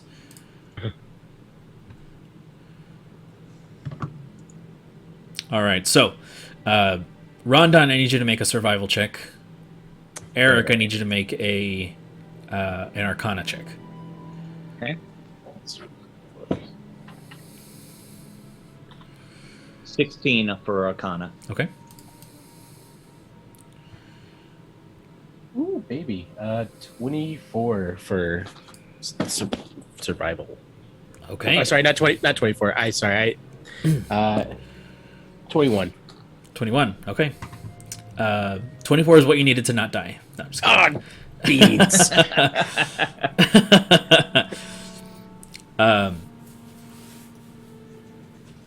As you guys progress towards the south, Rondon, you were expertly leading the charge. What would normally have possibly had you take damage from the thorny kind of structures around you, or the possibility of getting lost down here. That is definitely not the case with that check. As you steer the group towards a safe direction, you eventually come upon this, what can only be described as a bog of some kind. The landscape has definitely changed, and this is not common at all within southern Primaris. The ground is very loose. There appear to be, bodies of water around you, with that same kind of tarry, sludgy substance and thorns surrounding the area. You can see from this distance within the white moonlight that the Mother Moon has graced all of you with. This very sickly, rotting, black, malignant tree, oozing this putrescence from slivers in its bark, as well as this kind of green, noxious aura around it. Oh. So gross. What's wrong with it? In all my years, I've never seen a tree do such a terrible thing. Eric, are you picking up on this where it's this is Phil? Does this look like, if I sort of fly in a circle around it, does it look like this is the epicenter? Yes. Certainly, yes. Go ahead and just make a quick perception check for me. Sure. And then Brandon, kind of seeing something like this while he's doing that,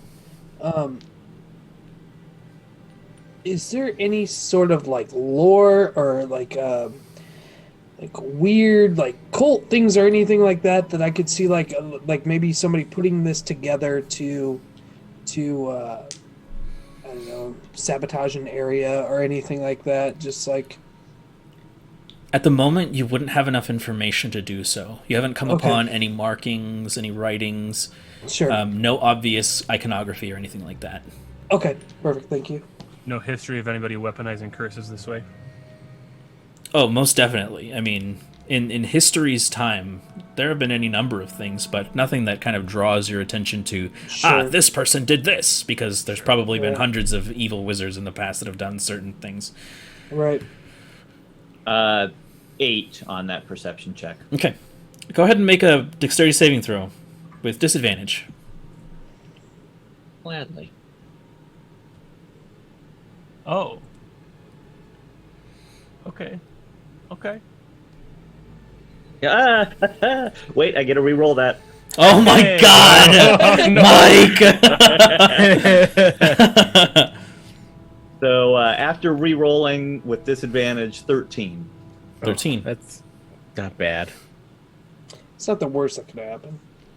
You only take 48 points of falling damage. And Bormy's permanently dead. Ugh. Although if it's against poison, I have advantage on that, so that would cancel out. In which case, it would have been a 20. It is not against poison, but as you circle around the tree, what you fail to notice is that the branches above seem to bend in the direction as you get closer to them. And being a little So careless as you whopping willow. fly around, suddenly one wraps itself around you and Borby. Oh my god. They're just like, Eric! And I guess Giant's Might, and I try to chop the branch that's got Eric and Borby in it. So at the moment, Eric had flown further than your grasp to scout the area. He is probably a good maybe 40 feet away from you, from the speed of Borby. And as the thorny grip tightens around Eric, you can see that it begins to curl in on itself, and the trunk actually begins to split from the center, and you can see these vibrant green teeth no. that begin to open. You can hear this as Eric is suddenly pulled closer and closer and closer. And that's what we'll pick up next time. Oh! Jesus. Can we play tomorrow? That That was good. I've been saving this line, and Brink will know right where it is, and I was gonna hit it tonight, and I was just gonna be like, Rondon, be careful, there are older and fouler things in the deepest parts of the Lake of Timbers, like. But I decided not to. All right, so, wow. We will pick up from that point in 2 weeks' time. Darn it. Brick my life. To Into resolve pieces. this little encounter with the, what's it called? What is it called? The Tree Blight is what it's called. Oh, Lord Jesus. Yo, the tree blight. And to know what the fate of Eric Mugweed is, as he has been grasped by this large creature. Just for, the sake of spoilers, because I love spoiling for you guys. I hope you packed fire-based spells there, Dane. Actually, I took them all out after we fought those devils. I thought, I'll never need fire again. In fact, water. Let's see. Create or destroy water. How do I do And this? Eric, you better have packed a brand new pair of underwear. Uh-huh. Rondon, Wait. throw me the leaky berries. Try it. Where? I don't like that mental picture of feeding those to a tree. What happens? Where does it go? Wood chipper. Basically. Is Brandon frozen? No, I am Oh, okay. adjusting this so I can share with you guys before we take our 2 week-long break, and you guys have to suffer with the current goings-on. Jeez Louise. Wait. Here we go. I have put it in the...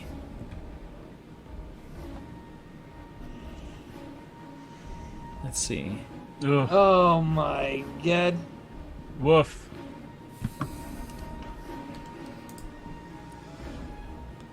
Let's see. Is it visible? I can see it on the stream. Here, I'm zooming in. Enhancing. Enhance. Enhance. Oh, that's the wrong one. Nuts. Here we go. I tried to pan on the stream. Not working. There we go. Yeah, so that'll be a fun venture to fight off the tree blight here. But yes, thank you all so much for joining us. We shall return in 2 weeks' time to resolve this epic conclusion, or this epic battle, hopefully. We've enjoyed having you. Thank you so much for those of you who are still here, those of you who stopped by, and those of you who watch our stuff after the fact. We appreciate all of you. Do the thing, Mac. And if you like the artwork that's in the corners of us, I mean, it's not currently right now, but typically it's in our corners. That is by Maili Taniguchi, and where you can find her is on Instagram at Tanimichi, and I'm going to put that in the chat of all the artists that we commissioned to make this incredible art. If you like the photos of our prime deities, that is by Donnie Dunkleton. I'm going to get that correct someday. You can find him on Twitter or Instagram at Donnie Dunk. And as well as our portrait work, that is by Stephanie Brown at Offbeat Worlds on Instagram. And I believe that's also her Twitter handle as well. But mostly just go to her Instagram, give her a follow and a like. We'll give them all a follow and a like. That's the least you can do. And if you want, commission some D&D artwork from them. And you can find our socials. It's at RNG Presents. That's Twitter, Instagram, TikTok, Facebook. You're on Twitch right now. You found us here. Thank you. Give us a follow if you're just catching the VODs. And as well, we love you. Anyway. Our sponsor tonight was Mini Donuts. Big Mini thank you to Donuts. Mini Donuts. Big thank you to Brandon, as always, for a great session. Amen. And thank you to you, my friends, for doing this thing with me. I love it so much. Good night, and have a pleasant tomorrow.